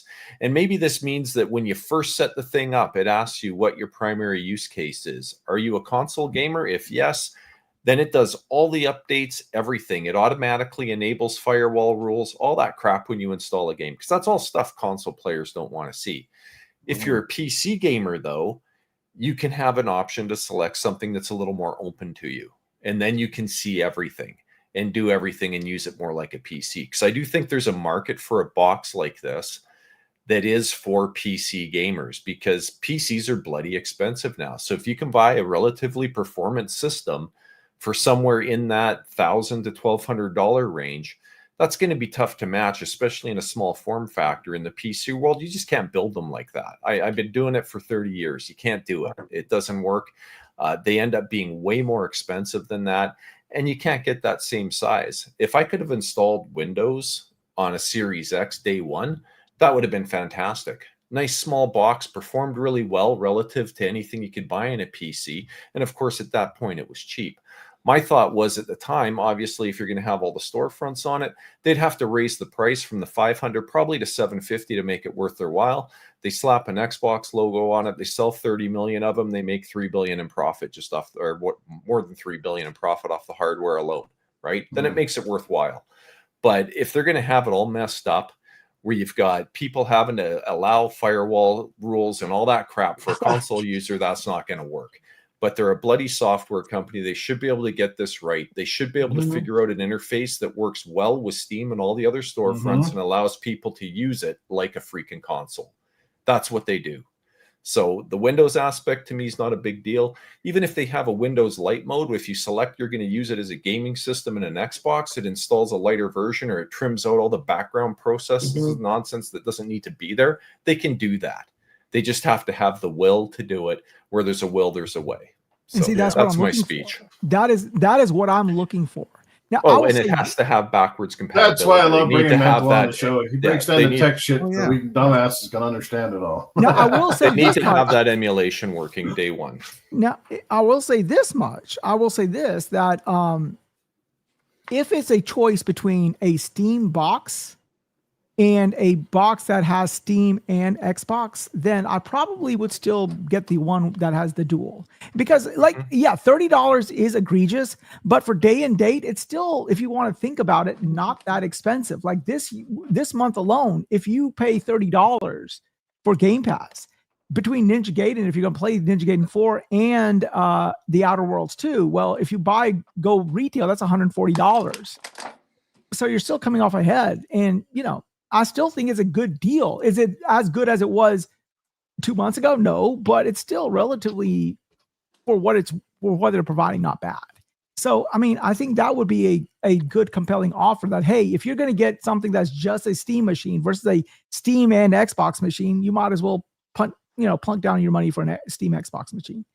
So. But here's the question I have for you guys. Now, let's say they can nail it. Let's say that they do nail it. Yeah. Well, the thing that I don't understand is and I go back to the store aspect. Now, let's say it's $1,200, and from what from people I've talked to, they said that is probably going to be the best price you're going to get for this. I've heard $1,500. I've actually heard $2,000 with emulation. And this is people that have been in the business. I don't know. I'm not going to say here, but that's what I heard. Let's just say it's $1,200. So you all agree that prices them out of the casual console market, right? Or do you think it does keep them in there? PlayStation. No. So okay, so then you're going now. You're drastically, That's not true. Okay, let me push back. There are, like, my kids, they do not play PlayStation. We're talking about, you're assuming that, just because Xbox is out of the running, that everyone's sort of going to gravitate towards PlayStation. Let me say this: Xbox has been out of the running this pretty much half of this generation. Yeah. PlayStation has not seen an uptick in people going to PlayStation, abandoning Xbox. So it's not that, next generation of kids care. Now, if you can get a $1,200 box that plays Steam and Xbox games for a kid, like for somebody like me, I would much rather buy a $1,200 box for my child that does the same thing that a $2,500, PC with the cards and all that other shit would do. But you're going to be going up against a $600 box. So what do you think is going to happen for the casual? The casual is obvious, and the soccer moms, they're going to just pick the $600 box. That's the problem they have with that. Yeah, and there's an argument for the system that I imagined way back when. If it's like $150, $200 more, you can say, hey, you get all the best Steam sales, you get everything. Then there's an argument for it, but for double the price, the argument's gone. It doesn't make sense anymore for a casual. It's going to come down where you can get the best bang for your buck, and like you said, you're going to kill a lot of gamers. You're going to kill a lot of profits because you're going to sell a lot less games and subscriptions. Because there ain't many parents that I know going to walk in at Christmas and go, "Oh my God, let's get you an Xbox," and it's fucking $800. Like, come on, that shit ain't happening, man. You're going to lose millions of gamers out the hop. They're going to be stuck with their Xbox Series. It could hurt the industry. It could hurt the industry because Sony could get real, and I don't put it past them. They could get real cute here and say, you know what, we're going to go for 600. Let's do 700, and because so listen, it's so up in the air that there's so much to talk about, but I mean, listen, I do think. If I'm gonna, if I was being really optimistic, they can go after the pre-built PC market, but I just don't understand the idea of losing that much of a market share from what you have now, which is 30 million, and then you lose all the microtransactions, you lose, you lose all the Fortnites and all that stuff. I don't know. I don't know. Is that even being brought up to Sarah and Phil? I mean, that's the thing. Is like from what I've heard, probably like if that's brought up to you, there's nobody's bringing it up because they're afraid they're going to get pushed out. So everyone's just like, yeah, that's great. Yeah, I love it. Every screen is an Xbox. This is awesome. Yeah, but there's nobody like us that are saying, okay, well, what about that? And that's a legitimate question. And unfortunately, I'm watching Tim on this Mashable interview with her, and he's like totally on a script. He is not asking questions that he's totally leading on to something that he that was not an interview that was done where he had he could ask anything. He was, you just watch it. He's like, well, I'm a gamer and I kind of look to play on this and I look to, and it's just like, come on, dude. Like if we had real journalists and we have a few, but if we had instead of these people that mouthpiece for them, and somebody would be like, hey, Sarah, don't you have a concern there? And if she was challenged like that and it was live, I guarantee you she would not have an answer. She would be just like, I guess we're just going to have to, I don't know, that's the thing. There's nobody to ask her real questions. There's no, Phil's the CEO, so he's supposedly the guy. Yeah. But as you said, and we've pointed out, he's checked out. He's just, he's just hanging out. Paycheck, basically. Yeah, he's collecting a paycheck, and there's nothing wrong with stuff, but he's like, he knows it's just pointless at this point. Like these guys have already pulled the plug; they're going in their direction, and he's just like the base that's going to bear the brunt. You guys are talking about by Phil Spencer, but there's these Xbox fanboys still, even on Twitter, that are defending all of this stuff left and right as well. It's so stupid. So but they're the ones that won't take accountability for saying that they said it was only going to be 4 games. And the same ones that were making fun of me are saying that, oh yeah, Timmy's saying 4 games is a lie. He's just crashed out. He needs his meds. They don't even want to talk about it. They're like, oh yeah, actually, the Halo and Master Chief wearing a PlayStation shirt is kind of cool. Look at all the money they're making, man. $4 trillion. We're so happy we can play our games anywhere we want. They always talk about money, and they're like, okay, so you're invested in this brand. They're like, no. I'm like, what the fuck are you talking about? At this point, I don't even see why they would even invest in hardware, period. Because if they're gonna make this thing a basic PC, which most of the console crowd has strictly stated, we don't want a PC, we want a great games console. Like graphics have plateaued so fucking much that even a AA developer now is squeezing out fucking awesome looking games. And I'm so sick and tired of the frame rate fucking issues. It's got to be this frame rate and this frame rate. I didn't buy any of these consoles to worry about fucking frame rates. I'm fine with even 30 if it runs fucking solid. I prefer 60. I'll take 60 any day of the week. Anything above that is great. But this is the point we're at. We're nitpicking about bullshit stuff instead of the games, which at the end of the day, the games really matter. But again, what does it matter with what fucking games you're going to put on your Xbox if they're going to be on the competitor? You're going to have to pick one. And with consoles being super expensive, I'm not going to buy everything under the sun anymore. I'm going to buy the one that best suits my needs. And I wish it was Xbox, but if you're going to put those games over on the competitors, please tell me why I need to invest in you. Your Game Pass is more than the competitors. I don't like how you got it set up. Just give me a cheap option so I can play online with my friends. That's all I don't care about the games you want to give me every month. That's irrelevant to me. I'll buy whatever the fuck I want, or I'll wait for a sale. But give me just $5 a month to play online, so I can hook up with Perry and I can hook up with Tim or I can hook up whatever and play the fucking game. That's all I want. That's all I want from them. They don't even give me that option. You're going to take this, or this, and pay this. I already got to pay for Sony's bullshit. I got to pay something else.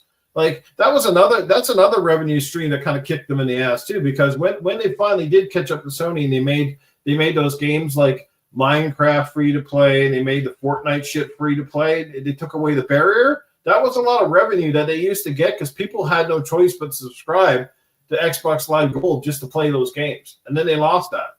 Now those people are just buying the Series S and they play Fortnite all day long, right? And see, the problem is that's what I'm saying. You see that the problem with all this is as well as this. There are going to be these fanboys that are going to watch this podcast and they're going to clip fragments and they're going to post it all over Twitter about how much we are just shitting on Xbox. No, we are the loyal fan base and we are upset. We are actually very sad that this thing is coming to pass. You know, it's not that we're not ponies. We're not like PlayStation fanboys that are just shitting on Xbox. We're Xbox fans who feel that, we are seeing our brand lose its identity in front of our eyes. Yep. That's my question to you guys. That's my question right here for the panel. And this goes for every Xbox player out there now. Obviously, you're going to have people that are going to defend the brand to the death. Right, whatever. Do your fucking thing if that's what makes you happy. But for guys like us who are a little bit jaded, a little bit pissed off, how do you salvage the brand at this point? We know, okay, we're going to say them. They're going to go ahead with another piece of console. How did he get that? How did he win us back over? How did he get that back into our hands at this point? What do you think they got to do? Because I'm at a loss. I don't know what you do. For me, it's never going to happen, and then I'll just let you guys talk, and that's a very quick answer. Just go back to a year exclusive and communicate that and say, this is what we're doing. We're still going multi-pop. We're going to give you guys a quality. You're going to get quality first. You're our first commitment. Yes. And if you do that's the only thing I can do. They're not going to do that, but that's for me. So the Xbox advantage, right? At least have the time exclusivity. 100%. That's all. And that's me coming in. That's me coming in from, because I'm reasonable. That's me coming in from no way. I say, okay, give me a year, give me 6 months, whatever. Mm-hmm. Just give us something to show us you care. And please, can you just detail it? And can you give us your word and say, you did acknowledge that you did say that, what you did say in front of all of us in 2022, that where Game Pass exists, just acknowledge that. If you guys can come clean like that, I'm all in. I'm all in. I'll buy your games, but I don't think they're going to do that. But that's the only way I can even start to understand this. You know what I mean? Or get myself in there. Otherwise, right now I'm all PlayStation. Every game, I'm never investing in another game. I have 1,000 games on Xbox, but from now on, everything's going to PlayStation. I will not even look. Well, even if I get a code for Game Pass Ultimate, I'm going to give it away or just not use it or say no. Great point. I don't want to. Why reward Microsoft with our money when they basically like pull the rug out from underneath the investors? Because we are investors. We might not be the Wall Street investors. We're the investors. We're the people that help build them to where they got. And then you pull the rug out from underneath us, and you're basically going over now and giving PlayStation as much advantage when the PlayStation fans shit on your product for decades, couldn't stand your product, made podcasts that hated your product, right? Like the list goes on. The fucking media fucking shit all over you guys for years, and now you're trying to butter things up. Like, why reward the fucking people? Don't call those people who were shitting on Xbox all these years PlayStation fans. They are not PlayStation fans. They never talk about a PlayStation game. They are more anti-Xbox fans than they are PlayStation fans. True. Yes, we've seen the pro PlayStation podcast for years. Never speak a damn thing about a PlayStation game. They just shit on Xbox the whole show. Now they're accusing us of doing the same thing now. You guys are shitting on Xbox, but we are Xbox fans. So doesn't that make it more legit that we're Xbox fans shitting on the product that we love? Because that's an honest opinion. We're not doing it for shits and giggles. I wish I was not here having this conversation. I think most of us would wish we like, man, Xbox just locked up 3 more studios, and hired more employees. double down on exclusivity, at least time I wish I'd be exclusive. playing Don't you wish perfect that's Yeah. what we're talking about? now, right? That's when it's fun. Yeah. This isn't fun. You think this is fun for me? I'm like, oh my god, like this sucks. Like we're trying to figure out. Listen, this is what gets me. We're right here, and this speaks to everything. We are spending more energy trying to fix it than they are. That's all you need to know. They're going home. They're going to work, and they're not thinking about this. We care. They don't. This is, you know what this literally is like, guys? This is literally like a divorce, because when you get a divorce, you have to give up somebody that you loved your whole life, and guess what? They get to take half your fucking shit, if not more. That's true. This is what it is. Yeah. 2 years ago, I was telling people how much trouble Sony was going to be in because of the release cadence that Microsoft would start throwing at them. And here we are now, and they're throwing them at a PlayStation instead. It to them. It's like Sony don't even have to try now. They're just like, we don't even have to build a great multiplayer game at this point, because fuck it, Microsoft will just build them, or somebody else will build them. They're all on our console. You can play the whole gauntlet now. Destiny, Halo, fucking Gears, all the big shooters are underneath one roof now. There you go. If they wanted me back, the original question, number one, you better do a buyback program and give me money off. Like, do a deal with GameStop. Let me trade it in. Let me get $500 off the new Xbox. But they ain't gonna do that. So you know what? I'm washing my hands of it. They're gonna wait for me this time. I've been waiting all these years for their stupid games and all their bullshit. Now I'm gonna sit back, and my money in my wallet's gonna wait. And if I see something I like, maybe I'll pick it up. Until then, answer this question by John on the 7th. Any one of you guys can take it away. How do you respond to that? Because I get it, it's just a service for him. But at some point in time, it wasn't just a service.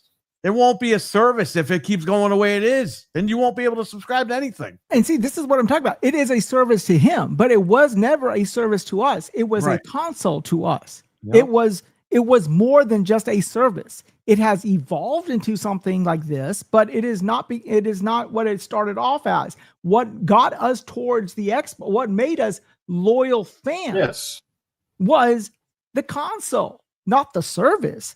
So when the console is going away, then we are going to be upset as console fans of the Xbox. Yeah, like when Amazon delivers your package, you care about what's in the package, not how the fucking shit got to your doorstep. Exactly. Yeah. Right. I mean, we're taking it personal because, again, all of us have fond memories. We all remember the first time we got into when we walked in, we got off the jump ship, and it opened up into the Halo ring, and we remember that scene. We remember playing a Guilty Gears. I mean, not Guilty. That 108 Guilty Sparks. We remember that level. We remember playing the Silent Cartographer. We remember the first time our 360 red ringed and how we had to call and do all this, put the shit in surrounded by a bunch of rice and shit to hopefully it'll come back.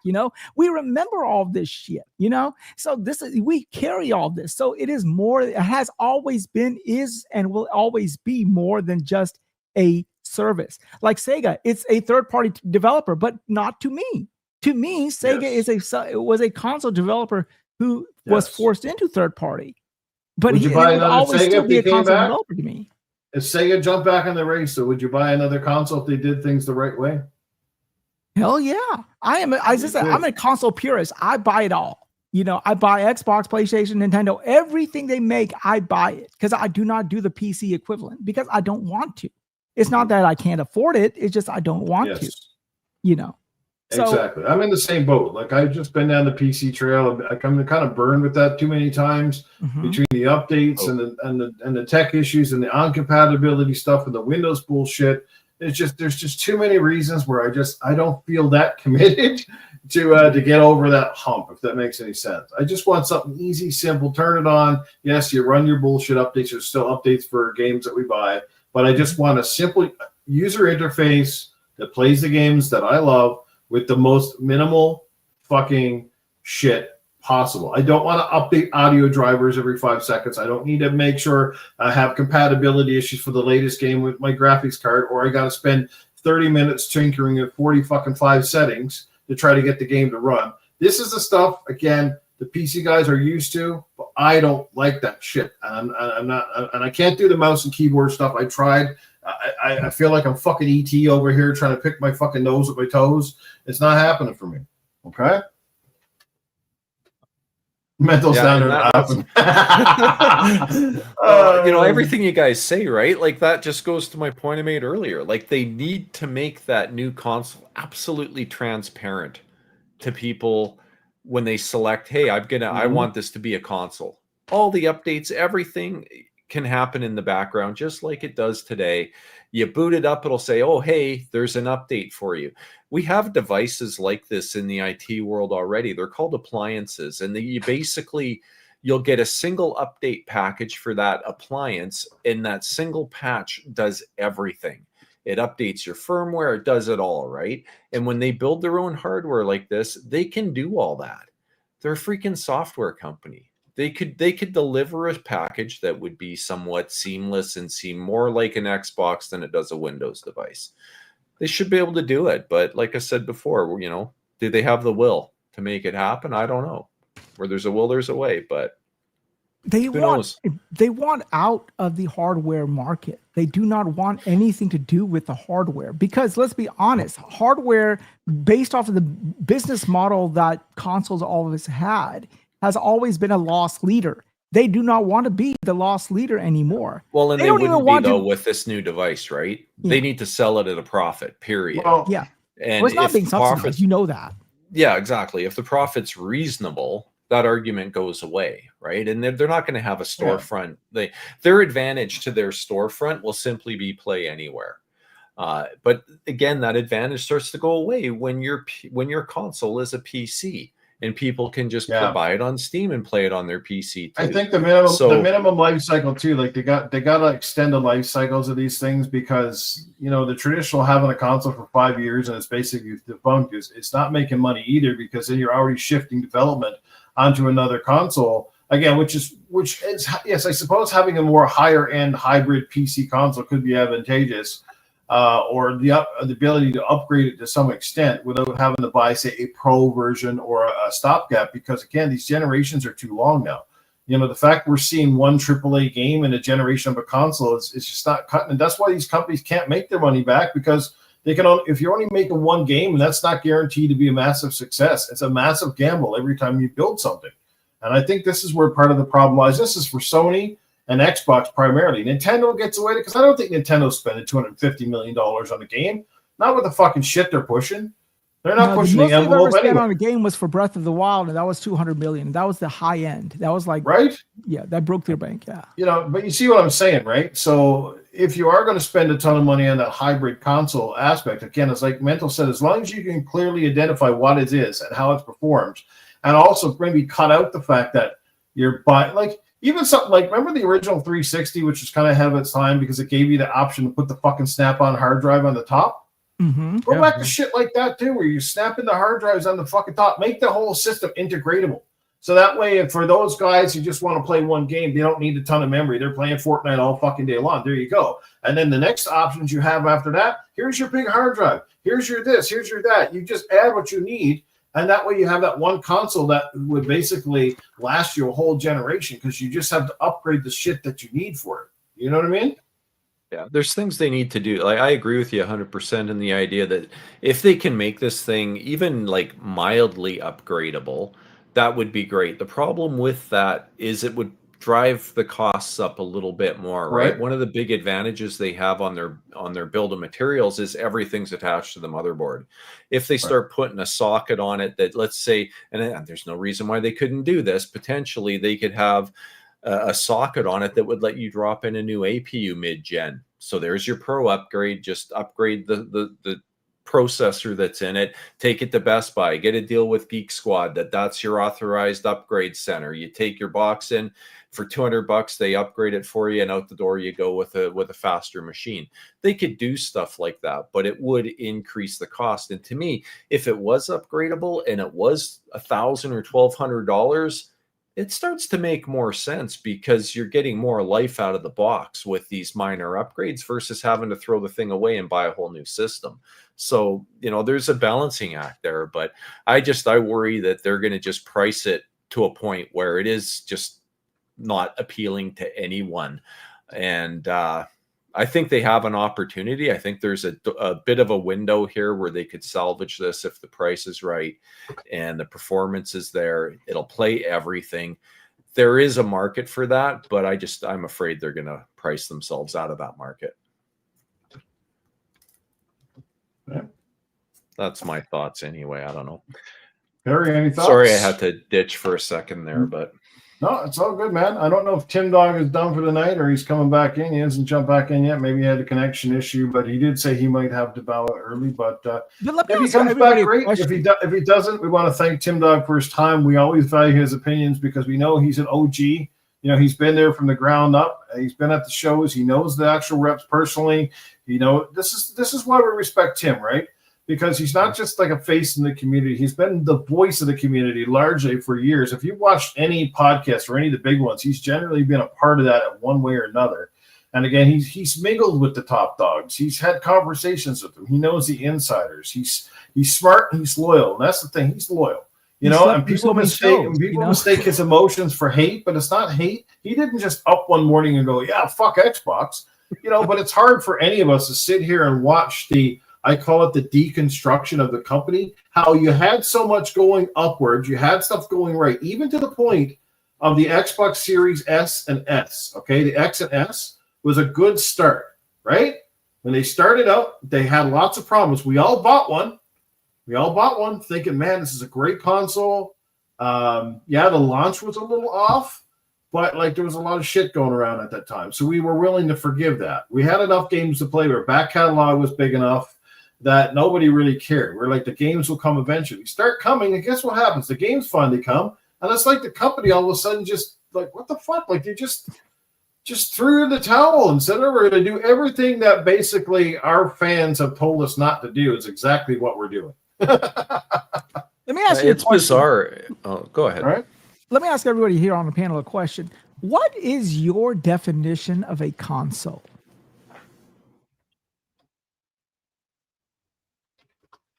My definition of a console is a set. My definition is going to be a set-top box that plays the latest and greatest games from not only the publishing company, but from third parties as well. That, again, is done with a simple user interface and has a simplified functionality. Essentially, a stripped-down PC for most people, which is kind of what a game console is to some extent. That just works. That's what I call a console. And a console is sort of like, just like Apple, you know, has always been known for the iPhone and the iPod. So a console for these companies is like an identity. You know, when you think of Xbox, I don't think anybody just thinks about the brand or the logo. The first thing I think of Xbox is I think about the consoles I've owned belong to. That's the first thing I think about. Mm-hmm. And then I generally think about the games that go with an Xbox. Like you think Nintendo, Mario's going to pop into your mind and Zelda almost immediately. Oh, yeah. You think of Xbox, you can't not think of Xbox and not think of Master Chief. He's synonymous. And that's why this last kick or two with that game really, like I said, is the final kick in the nuts. Because we thought if there was one property that was very sacred to this company, and as Phil Spencer, again, to quote him, if we lose our way with Halo, we lose our way with Xbox. And I think this is where we are. And I get it. If you guys are happy with Game Pass and you don't care if you play a fucking game on your Xbox, your cell phone, your microwave, your fucking toilet seat, wherever you're happy to play your shit, go play with your dick. I don't care what you're going to do. That's what floats your fucking boat, and so be it. Right? But at the same time, this fucking price increase, too, is another thing that scares me. And I said this when Game Pass come out. Where's the limit? Where do we draw the line in the sand? Because people are still going, well, it's $35 and I'll pay it without even blinking an eye. But you know what? A lot of people aren't going to pay that. Yeah, we switched our tiers, and we've still given you a few other tiers. But they're weaseling their way around things. They're trying to get creative and crafty now. They're giving you shit you don't really need into the ultimate tier and charging you for it. I don't give a fuck about EA shit and Ubisoft shit in my Game Pass. Just give me your games. That's what I want. Now, I could be different. I know my good buddy Shamo, who's in the chat or was in the chat earlier, he loves Game Pass because for him, it's given him the ability to play and play all these new games, some of the latest and greatest, without having to invest $16, $70 and $80 and $90 a pop every single time. So he has all these games at his disposal. you know, and that sort of stuff. And it's great, and it's very good for him. He's almost legitimately like the perfect ideal Game Pass customer, right? He'll gladly pay that money because he feels the value is great for him. But for some of the rest of us, not so much. So, like, but that's where does it end? Where's the line in the sand? Is Microsoft now going to come out next year and start doing the financial numbers and realize that Game Pass subscriptions are down? So to cover their ass for their losses, they're going to charge the people that are paying, they're going to charge them an extra $5. Where does it stop? Netflix got raked over the coals, and guess what? Netflix keeps going the way they're going. They're going to see mass exodus again too. It's just a matter of time. Right? All these companies are recreating their services to cater to people, and they're losing more people than they're gaining.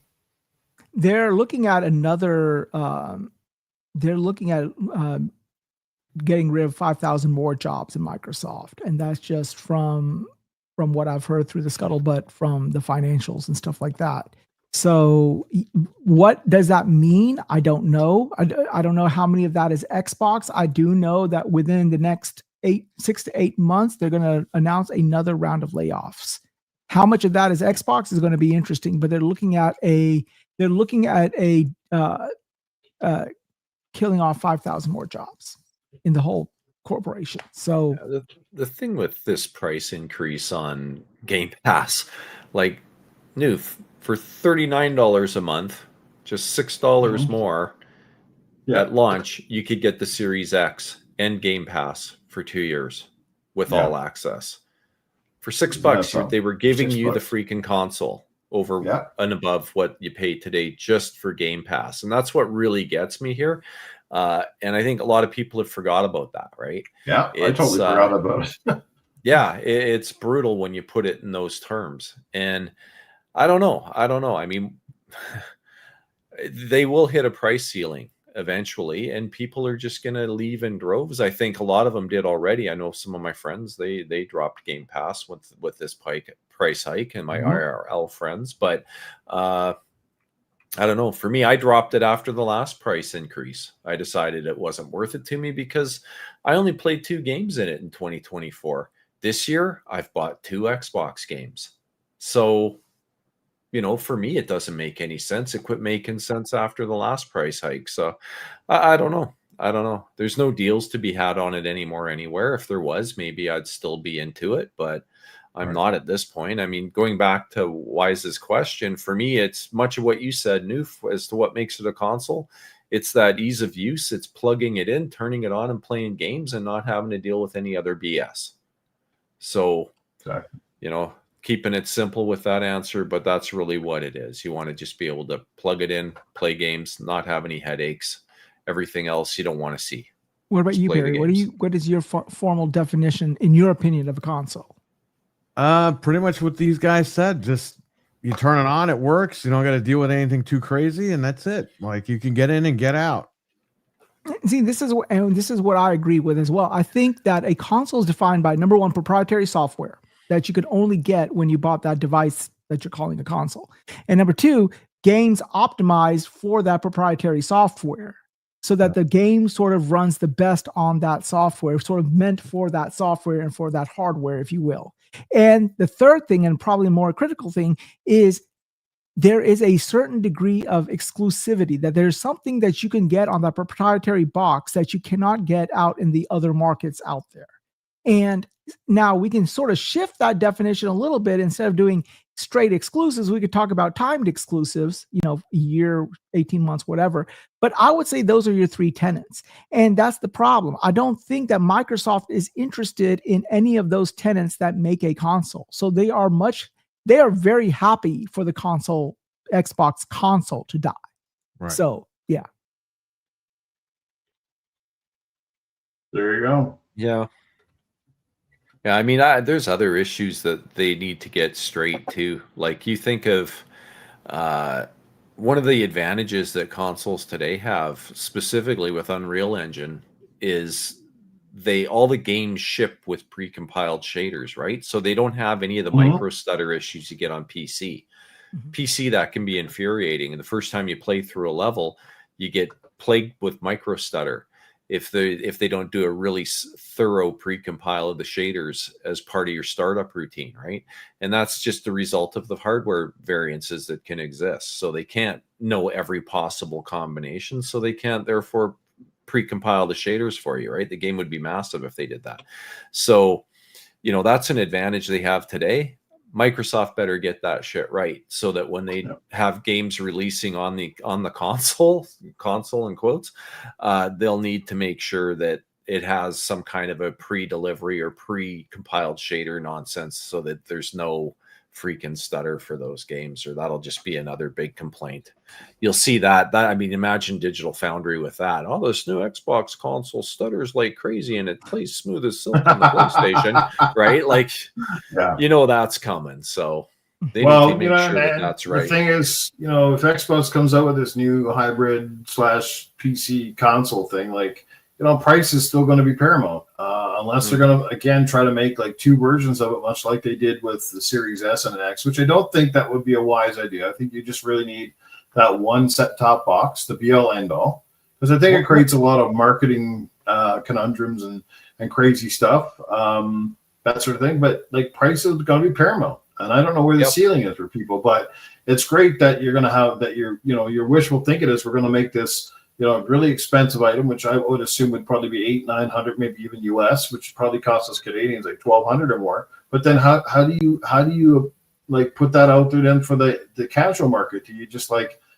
what do you just remarket your Series S or the X or something like that? Like, I don't know where that would. I mean, we're a long ways out for that. We don't know how the future is going to look, but my lord, like if they're going to come in and they're going to be several $100s more than the PS5, then.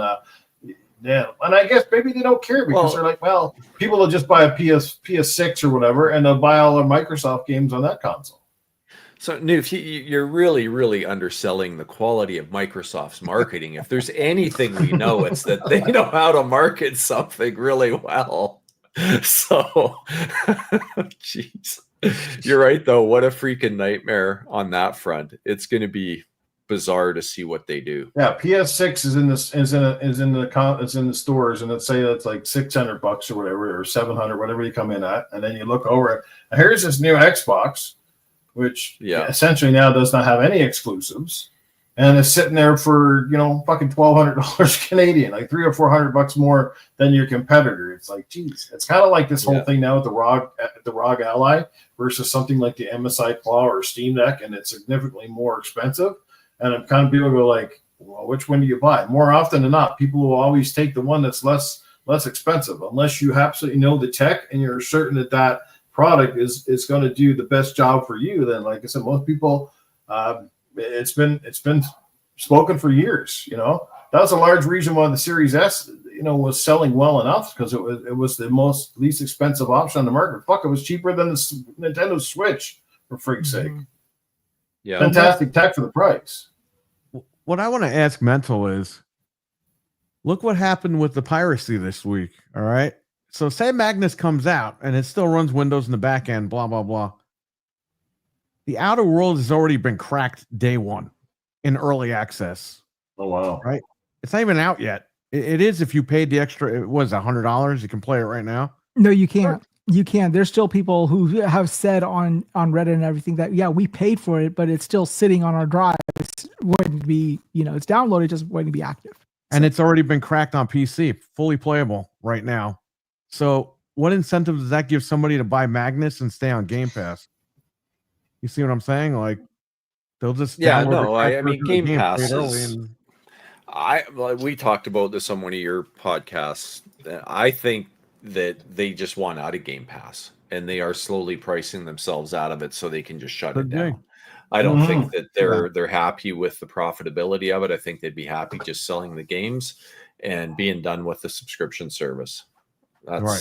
I don't think because it's a lot of upkeep, and they still got to pay all those third parties to keep supporting too. And if they don't have enough first party support, or they're not pumping out regular games, like they're trying to promise you like a new game every so many months.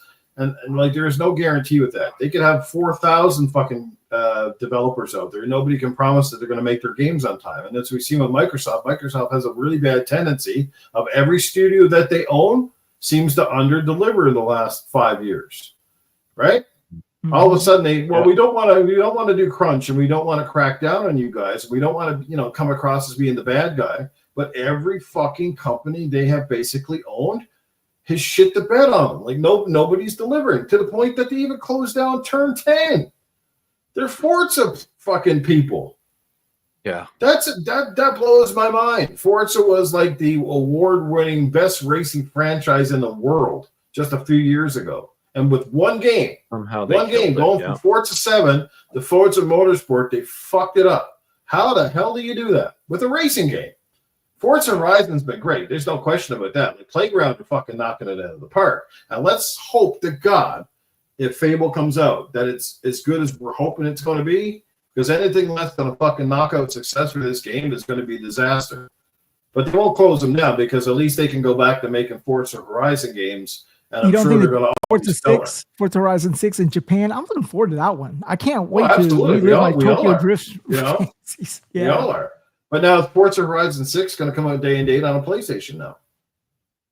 Yeah. Because if they're going to start putting their big games day and date on PlayStation, that's also going to basically nullify Game Pass. Why the fuck would you want Game Pass then?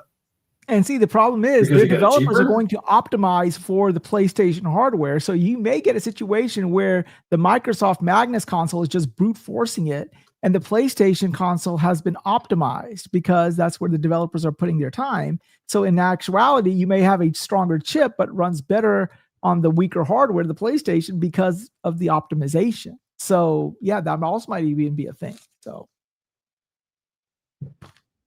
By the way, is that a picture of Mag behind you? Yes, it is. He. I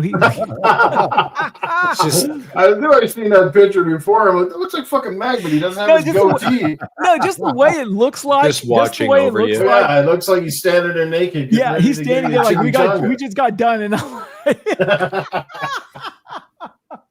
it's like, honey, I'm fucking pretty sure that's Mag, but I got to confirm this here. It's like, oh my god. So Mag did make the podcast, even though I sent him an invitation. Yeah, there you go. He's still on the podcast. I'm gonna let him know that. He'll be like, what? By the way, guys, I'm gonna see Mag in a couple of weeks. As a matter of fact, on November the 9th. Are you gonna see him like that? I'm gonna see him. Hopefully, I hope I don't see him like that. I'm canceling my trip. You can stay where you live, man. Yeah, but then when you get home and you open the door, he's going to be right there anyway. But Cerebral Paul, he might be joking here, but he actually puts something in perspective too. And I kind of agree with this, right? He's like, playing Game Pass is still cheaper than going on a date for $70. He has a point too. Like, if you like entertainment, like I said, that's why you can still say it's value, because $30-something a month with so many great options is like, look at going to a movie now. Like a movie night date is like $50 on its own if you're buying anything. I mean, me and my wife just went and watched Superman this summer, and it cost us like was it fucking $18 a ticket, and I think we bought some shit. It was like well over $50, and they're going to tell me about food. Well, even if you look at something like McDonald's, you would go to McDonald's because it was cheap back in the day. Shit, you're going to McDonald's these days, you're not coming out less than $15. So shit, Wow. So I mean, things have gotten prohibitively more expensive, but still, I mean, I still, as I said earlier, it's a good deal. But it's not a console. But jacking it up that much that fast after just doing a hike, that was the part that kind of really kicked in the teeth. Was like, you just had a raise like a couple of months ago, and then you come up with another one that's a 50% markup. It's like not $2 extra, like fucking a whole 10, like, which was almost as much as your lower tier. Well, to be honest with you. To be honest with you, it is something that the investors were talking about too. Like, if you're doing Game Pass type situation, my question to my broker, and they brought it up, was, why are you making giving day and date for $20? You are just diminishing the value of your day and date. So I mean, the investors were clamoring for the day and date model to go up in price, and I knew it was the writing was on the wall that it was going to have to go up, because that was not a functioning model. That could not work. I'm sorry. These games are too expensive for you to be putting them on day and date and just charging people $20 to access it. That doesn't make any sense. So for $30, that's about right. Now, do you care that much to get day and date? I don't know. If it is worth it to you, then pay $30. If not, then pay $17 or $18 or whatever the other lower tier price was, kind of like what PlayStation's doing, so. And at least the good thing is Microsoft is giving you a day and date model as opposed to PlayStation, who's not giving you a day and date model. Oh, true. Yeah. Game Pass is still the best bang for the buck over the PlayStation alternatives. There's no question. But PlayStation, again, like, you know that PlayStation is not putting they're like, if you get it, great. But I don't feel like PlayStation's kind of been putting all their eggs in that basket. They're just like, here's an option for you. You can play these backwards compat games and blah, blah, blah. And again, it's not as good as Game Pass, and everybody knows that. But again, I think the majority of PlayStation guys that I know and that are on my friends list, they have PlayStation Essential. They have the basic tier, which allows you to get those couple of free games a month. Not necessarily free because you're paying for them. Yes, for your subscription, but you get those couple of games every month, and then you get to play online games, and you get to do the party chats and all that sort of shit. You know, it's basically Xbox Live Gold back in the day, essentially, but they keep charging more for that. And that in itself is something that I've been critical of and vocal. Like, they've boosted that up several times. Well, we're adding value, we're adding more stuff, and it costs money. We get that, but like even on the basic tier now in Canada, you're paying $120 a year. Right. And that starts to get like, Jesus, like, do I really play that much online games? I don't know. Again, it's to each their own, right? And still, the full tier Game Pass is still the only way you can get the 360 because 30 times 12 is 360. So you are getting Xbox 360 to a certain extent. But anyway. Well, Jake, I'm glad that you're really enjoying Helldivers. I had it on the PlayStation last year. And I honestly, I thought it was okay. But I got tired of it really quickly. I was like, yeah, it was almost like the equivalent of playing Gears of War Horde mode. It's good for a while, but then it gets old. And I left it at that, and I got rid of the game, so I don't have it anymore. So, yeah. Yeah. But anyway, guys, we're not going to keep people any longer. I think unless there's anything else you guys want to add to tonight's show, I think we've kind of covered the gauntlet of it. You know, the past, the present, the future. You know, depending on where you sit on this conversation, I know where most of us sit. We're fairly similar in the way we feel about what's been going on, and we're not big fans of it. But at this point, they've made it very clear to us we don't really matter. They're doing their own thing, and they're going to try making money however it is. I believe, like Mental, like I said, I think at the end of the day, if they can find a way to weasel out a Game Pass, I think they'll definitely try to do it. They might jack it up to the point where the subscription numbers just don't make sense. And then they kind of go, we've had no other choice, but we're going to refund the rest of you guys your money. And we're just going to sell our games at the full fucking price, and you'll go from there. So for anybody to think that Game Pass is your sure thing today, tomorrow, in the next 5 years, you might be sorely mistaken. That could go tits up. Now, that's just speculation, but you know, they're not at 100 million right now. They're not making as much money as you think. You can't look at all these gross revenue numbers and go, well, that's profit. No, after they pay their bills and they pay their third parties and they pay their studios and they pay all the rest of the shit that comes with it, that's what you're talking about. Same thing as the movie industry, right? Some of these movies, you look like, oh, well, they did $500 million at the box office. Yeah, but the movie cost $400 million to make. Plus, they spent $125 million on marketing. Plus, they spent so much on this and so much on that. And at the end of the day, then you go, right? You're not making a whole lot of money. It's got to be feasible. It's got to be a runaway success. And what we also know why stuff is getting scary, because look what they're telling it. They want to make a 30% margin on their shit now, right? We didn't really talk about that much tonight, but that's above the industry standard, right? So they're basically saying if we're not making 30%, shit gets cut, right? So where are they going to make that money from? I don't know. You tell me. I don't see people running out and jumping down $35 for fucking Game Pass tomorrow. I can tell you that. So where are they making the money? Hey, if Matt can make the money back there, anybody can make.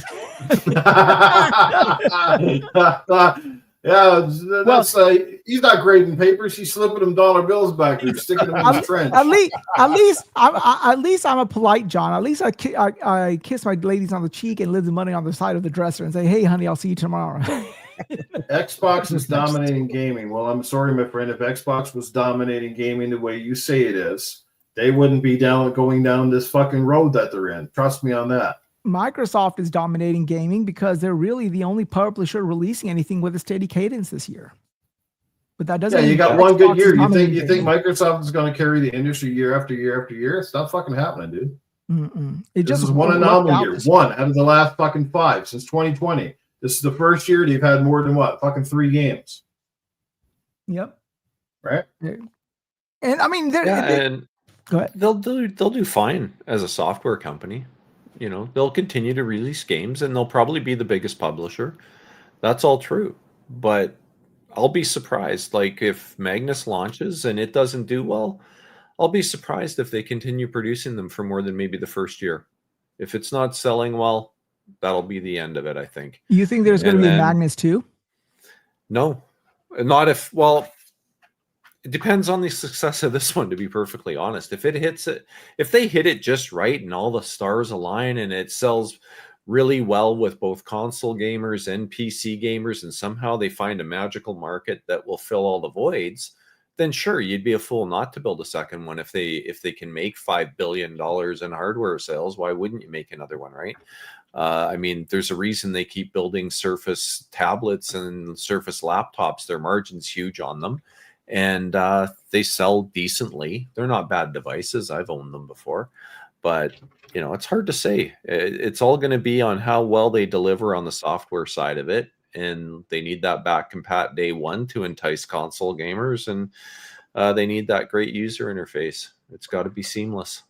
Well, see, right now it's their game to lose, because the only people they got left in the Xbox camp are your hardcore loyalists. So now if they start seeing further diminishing numbers in their hardware sales, they are losing hardcore, or they're not, the hardcore is going to other avenues like PC or something that they're not buying the Xbox for. So that is a situation that they need to contender. That now all they got left are people like us.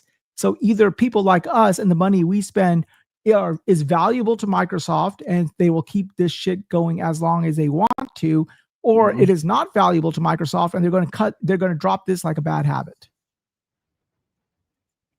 I think it's more the latter probably at this point, because it's always been, you always make more in software than you do in hardware. That's just the reality. And if they're looking for, you know, if 30% margin is their bare minimum on the hardware is never that profitable. You need a real boutique type product in order to get it. Apple gets away with it. They make big margins, and the Surface lineup for Microsoft does quite well. Can you do that with a console? I don't think so. But you see, even with Apple, the reason people like Apple's ecosystem is because it tethers you to the ecosystem, right? The simplicity of it all. Right. It's just like, for example, I got those AirPods. Well, I'm listening to it on my phone, listening to music on my phone. I go to on my MacBook and it changes immediately. I go to my Apple TV, it changes immediately. So I don't have to think about it. And unless they can do stuff like that and make an ecosystem like that. That's going to be your problem. All right, gentlemen. Well, I think we've come to the end of the conversation for the most part. I don't want to keep you any longer. We are now almost at the 2.5-hour mark of the night, and I'll allow to say that Wise Old Gamer get back to grading his papers. I hope he didn't make any big mistakes. Somebody ends up with a D or an F when he should have had an A. 50% of these people got an F. What do you mean? You make some mistakes. Who are you grading? Microsoft's papers? Initially, when I saw the papers getting picked up and stuff, I thought, holy shit, he brought a lot of notes. He's taking this seriously tonight. It's like a broadcaster. He's got all the notes taken down. He's over the grading the Microsoft performance papers. I got bills to pay. I got a $1,200 console to save up for. There you go. There you go. Yeah. Good times. Well, John, unfortunately, like I said, some of us have emotions, man, and this stuff works us up. You know, right or wrong. Nobody is right or wrong. We're not here to tell people what to buy. That's not our mission here. I'm not telling people to go burn their Xboxes. I always say, if you want to play Xbox and you want to play Game Pass, do whatever floats your boat. It's your money at the end of the day. And that's how we speak to these developers and these companies, is we have to speak with their wallet. It's the only language they understand. Yes. So if you want something to stick around, go support it. If you want something to go away, then fucking don't support it. And guess what? It will go away. The industry is changing. Sometimes it takes a few of us to change with it. Some of the change comes a lot longer. I mean, I've changed a lot in the last couple of years. It might be slower than the average gamer, but I've changed too. I mean, there was at one point I said I would never have Game Pass. Well, guess what happened? The Xbox fucked me over because they changed Game Pass. They changed Xbox Live Gold to Game Pass. So it's like, you're fucked. So that's where we're at. But do what floats your boat, man. I mean, if the next console comes out and gets you excited and they're making great games, the biggest thing, like I said, the two things I'm going to leave off with is I don't want to see Sony get complacent. And that's what I'm fearing out of them, is that they get complacent and they take their gamers for granted because Microsoft is making it easier for them to not fucking show up and bring out the big games they're known for, or to push the multiplayer aspect of it. That's the thing. Or perhaps, raise the cost of their services as well. And for Microsoft, it's just, try to recuperate some of your losses and stay on track and make sure that the studios that you're planning to keep get their games out in a timely fashion, and that they deliver some great content, some great games, and they keep you, and enough with the fucking increases now, right? Like, fucking keep it at this. This is what you're planning to do. Stick with that for a while and see how it pans out, right? And Super Paul said I'm always slow and special. Times are definitely changing. We have to change with it. We get that. The game industry looks very different from even 10 years ago. But you know what? We're thankful for the memories that we've had from the past generations, and we'll continue to hold on to that. And we look forward to what's coming in the future. There are some great games out there. And there's going to continue to be great games. You know what I mean? And how we play them, that's probably the biggest difference, is how we play them, what devices we play them on. It's going to be largely different than it was curated just 5 even years ago. Maybe in the next 10 years, nobody plays on a console, period. We're all on some kind of a fucking TV or some shit. I don't know. But we'll see when we get there, right? But again, speak with your mind, speak with your wallet, and be smart about it. That's all. It's all about competition. We need competition to push each other. We see what happens when competition goes away. The top dog gets fucking tardy, Yep. So let's hope that nobody gets complacent here, because the balls can drop pretty quick. Let me ask y'all a question. This is like what might be a good outro question as well. Microsoft, if they've been guilty of something, they've always been guilty of being too ahead of the curve. Like, we always give them a lot of shit about their DRM policies during the Xbox One generation when they announced it. And but what they talked about back in that console generation has come to pass, essentially, right? So if they have been guilty of something, it's been because they are too ahead of the curve or too ahead of the time. Because Xbox is pulling out of the console space, there has been a sizable buzz that we are proceeding quite quickly towards another gaming crash. What do y'all think about that? Possibility. Well, right now, one of the, I say it's a crutch, and it's a curse, and it's a good thing, because one thing we always hear is a lot of games, but that's also part of the problem with the industry right now. I think there's too many games. Between the top games and the small games, and then the free-to-play service games, there's a lot of games competing for the dollar, for your money and your time. And we see this all the time, and it's really unfortunate for good indie developers. And I'm going to say good indie developers, because there's really good indie developers out there whose games are not getting seen by the industry and by the gamers, because they're overflooded again by free-to-play service models. And then they get outshined by the big stuff, like the Call of Duties and stuff of the world. And then they get outshined when you go to the Nintendo store. This is a perfect example. You go on the Nintendo eShop and you can't find a lot of the great games because there's 4 billion of them. Have you guys ever checked out a Nintendo Switch sale?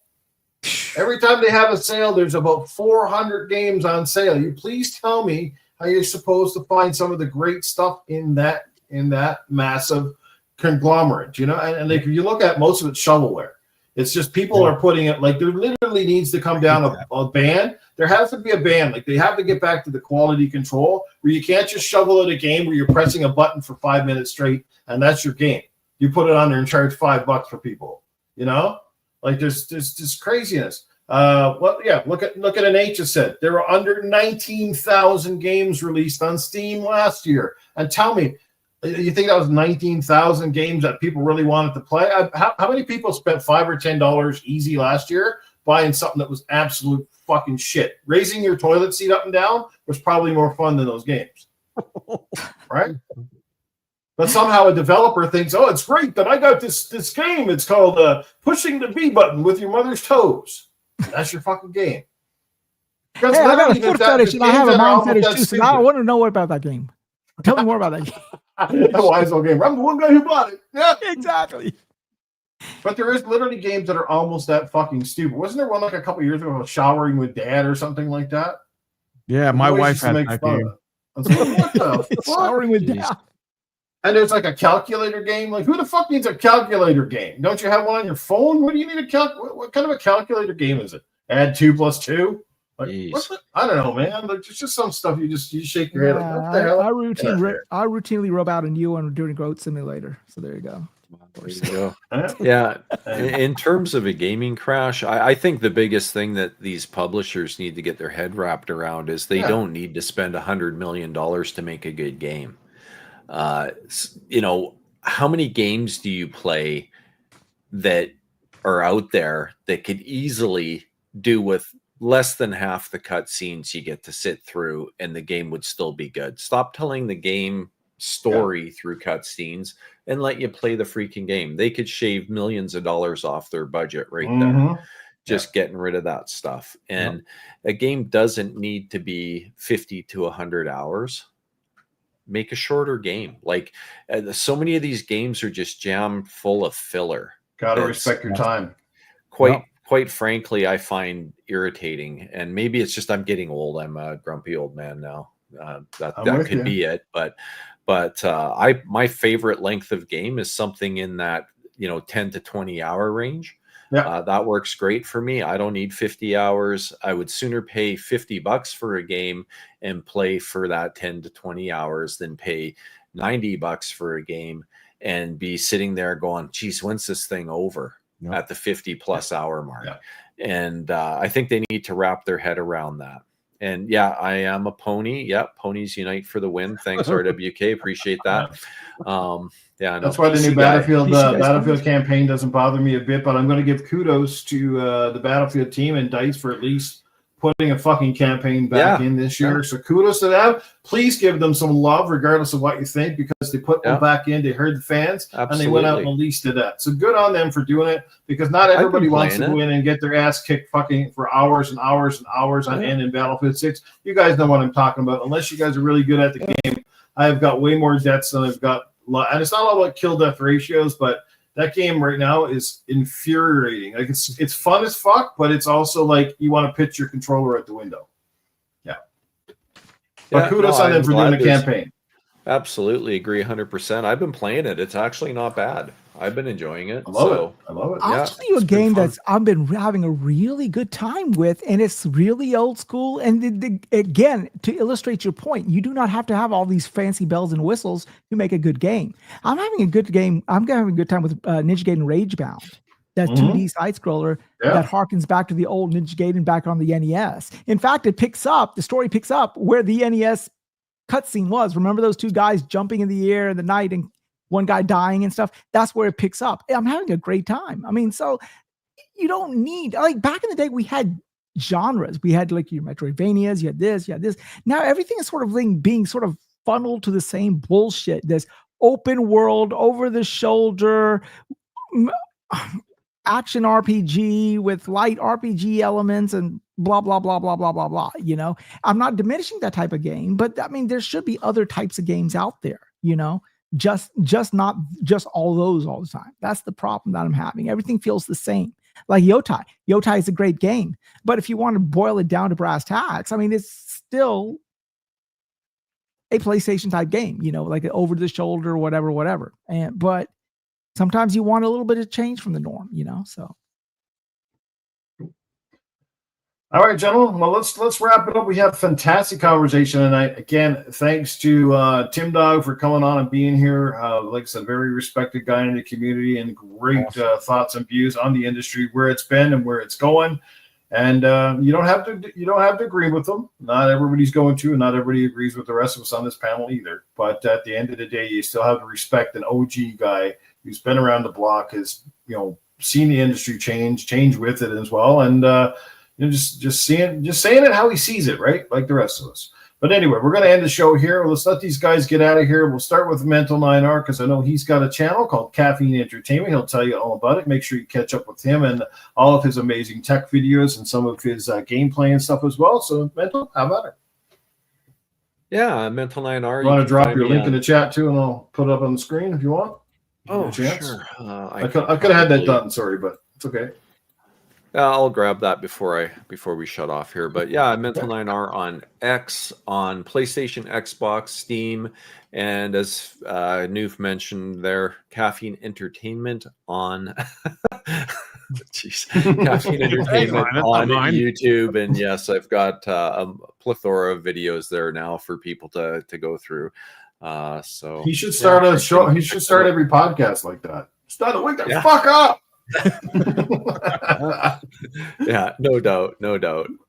Right on. But yeah, no, I had a great time tonight. Thanks for having me on, Noof. Appreciate it. Indeed, man. Well, thanks for being here. We look forward to hooking up and doing this again. And if not, we'll be playing some games here very soon. YSL Gamer, he has his own channel as well, and he does Waste It with Wise on Friday nights with a great cast. Some of the guys in the chat tonight, like Cerebral Paul and Mr. Bushido's been there, and Lemon as well, and Dreadpool, and various characters and cats have been on that show, permanent and some part-timers. But yeah, Wise, let people know where they can catch up with you, bro. Yeah, I am always the wise old gamer, the man who brings the fun and dysfunctional, or the icky and sticky, whichever way you want to look at it. Depends on the time of the week and everything like that. But yeah, you could catch me and my motley cast of characters every Friday at 6:30 p.m. Eastern. And yeah, I just want to thank Noof Nukem because, hey, speaking of OGs, it's kind of like the pot calling the kettle black here when he was calling Tim Dog an OG, because there's no bigger OG than my man up here. It's like as I always say, I always remember him when I was strapped up to my hospital chair with things going in and out of my veins and everything. So back when the drugs were good and they were easy, where you're going with that one. And I didn't need a plug to get it. That's why.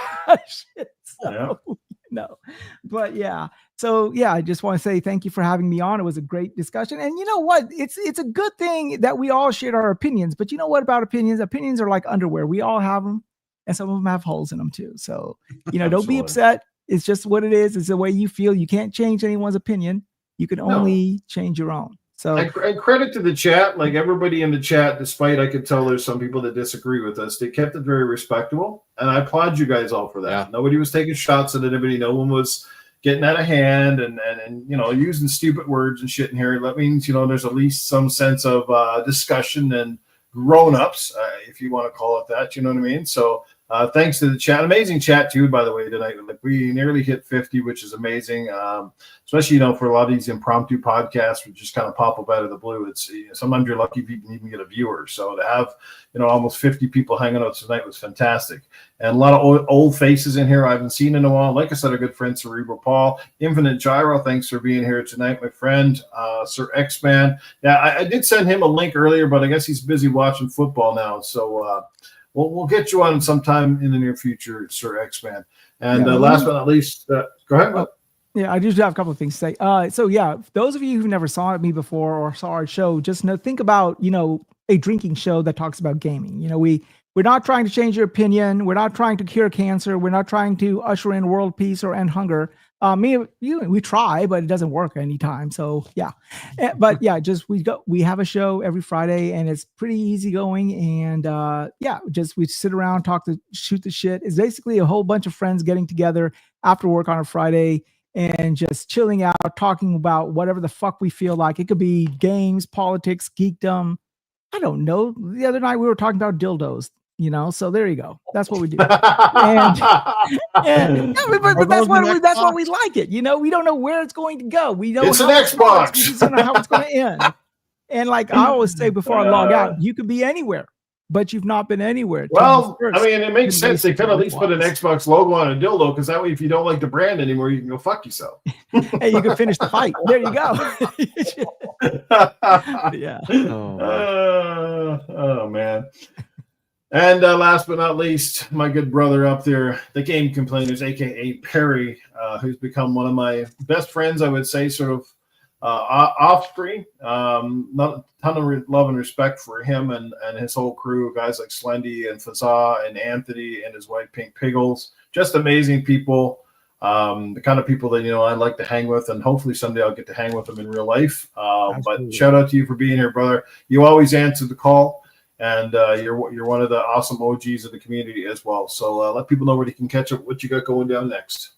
Well, you can catch me tomorrow night on the Game Complainers YouTube channel. Just drop that in the chat. Tomorrow we're doing a podcast, Xbox Goes to Hell, episode 9, talking about this whole situation with Halo. We're going to have the Discord open. Anybody can come in. Well, you guys are free to come in. And who knows who will show up. Then Tuesday on Proto Foxy's channel, we have Gaming Ain't Easy. And it's Proto Foxy, Wicked Hot, myself, and Sir X-Man on that show. And then Wednesday, every Wednesday night between 9:30 and 10 p.m. Eastern, the Game Complainers podcast with myself, Frank, and Anthony, and Fred. So that's what I'm doing all week, almost every week. So. And I'm just going to leave this last thing. You know where to find me. You're obviously here. But, you know, it's something I'm still adamant about, that at some point I would like to get more regular community game days together. Now, hopefully Battlefield will listen to the community and certainly make their game a little easier to get into, like make it as easy as setting up a Call of Duty lobby, because right now trying to host a server, if you can find one, and then setting it up is not nearly as easy. And just doing the 4-person squad, it's been brutal, because like on any given time now, I've got 6 or 7 people where we can almost fill out half a roster of players, but they don't let you do that. I guess it's for balancing. I don't know, but it would be nice if they could allow bigger squads, or at least 2 squads, to team up and sort of be in the same lobby together. That would be fantastic. So hopefully they'll listen to the fans and maybe try to give us something like that in the near future. But yeah, we'd like to get more community game days on the go. And I think in wake of the whole Halo coming to PlayStation at some point, I think it'd be cool if we could get a crew together and go back and play some OG Halo. Halo 1, Halo 2, through the Master Chief Collection here in the near future. So if you guys are interested, let me know. We have a great time when we do these community game nights, because, again, it's not full of cheaters and full of crap. It's just you and your buddies and people from the community having a great time. There's so much fun. You have great camaraderie and lots of laughs and a little banter. It's just so good. And the fact that most people miss out on it always flabbergasts me, because why not? There's so much fun, you know?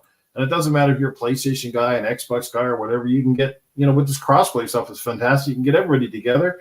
The communication part gets a little iffy, but yeah. But let us know. Keep it out there. If you guys want shit to happen, let me know. Let me know what games you want to play. We'll set something up. But anyway, I am done chirping. It's long overdue. Let's get out of here, everybody. Have yourself a great night. We'll see you guys pretty soon. And I guess I'll end up by saying, just get out there. Get on your console and game. Stop worrying about all the crazy crap. Just go and do it, and subscribe down the channels, and make sure that you got yourself a year's-long supply of Game Pass before it goes up in the price, just like my cholesterol. So get out and do it. Let's go.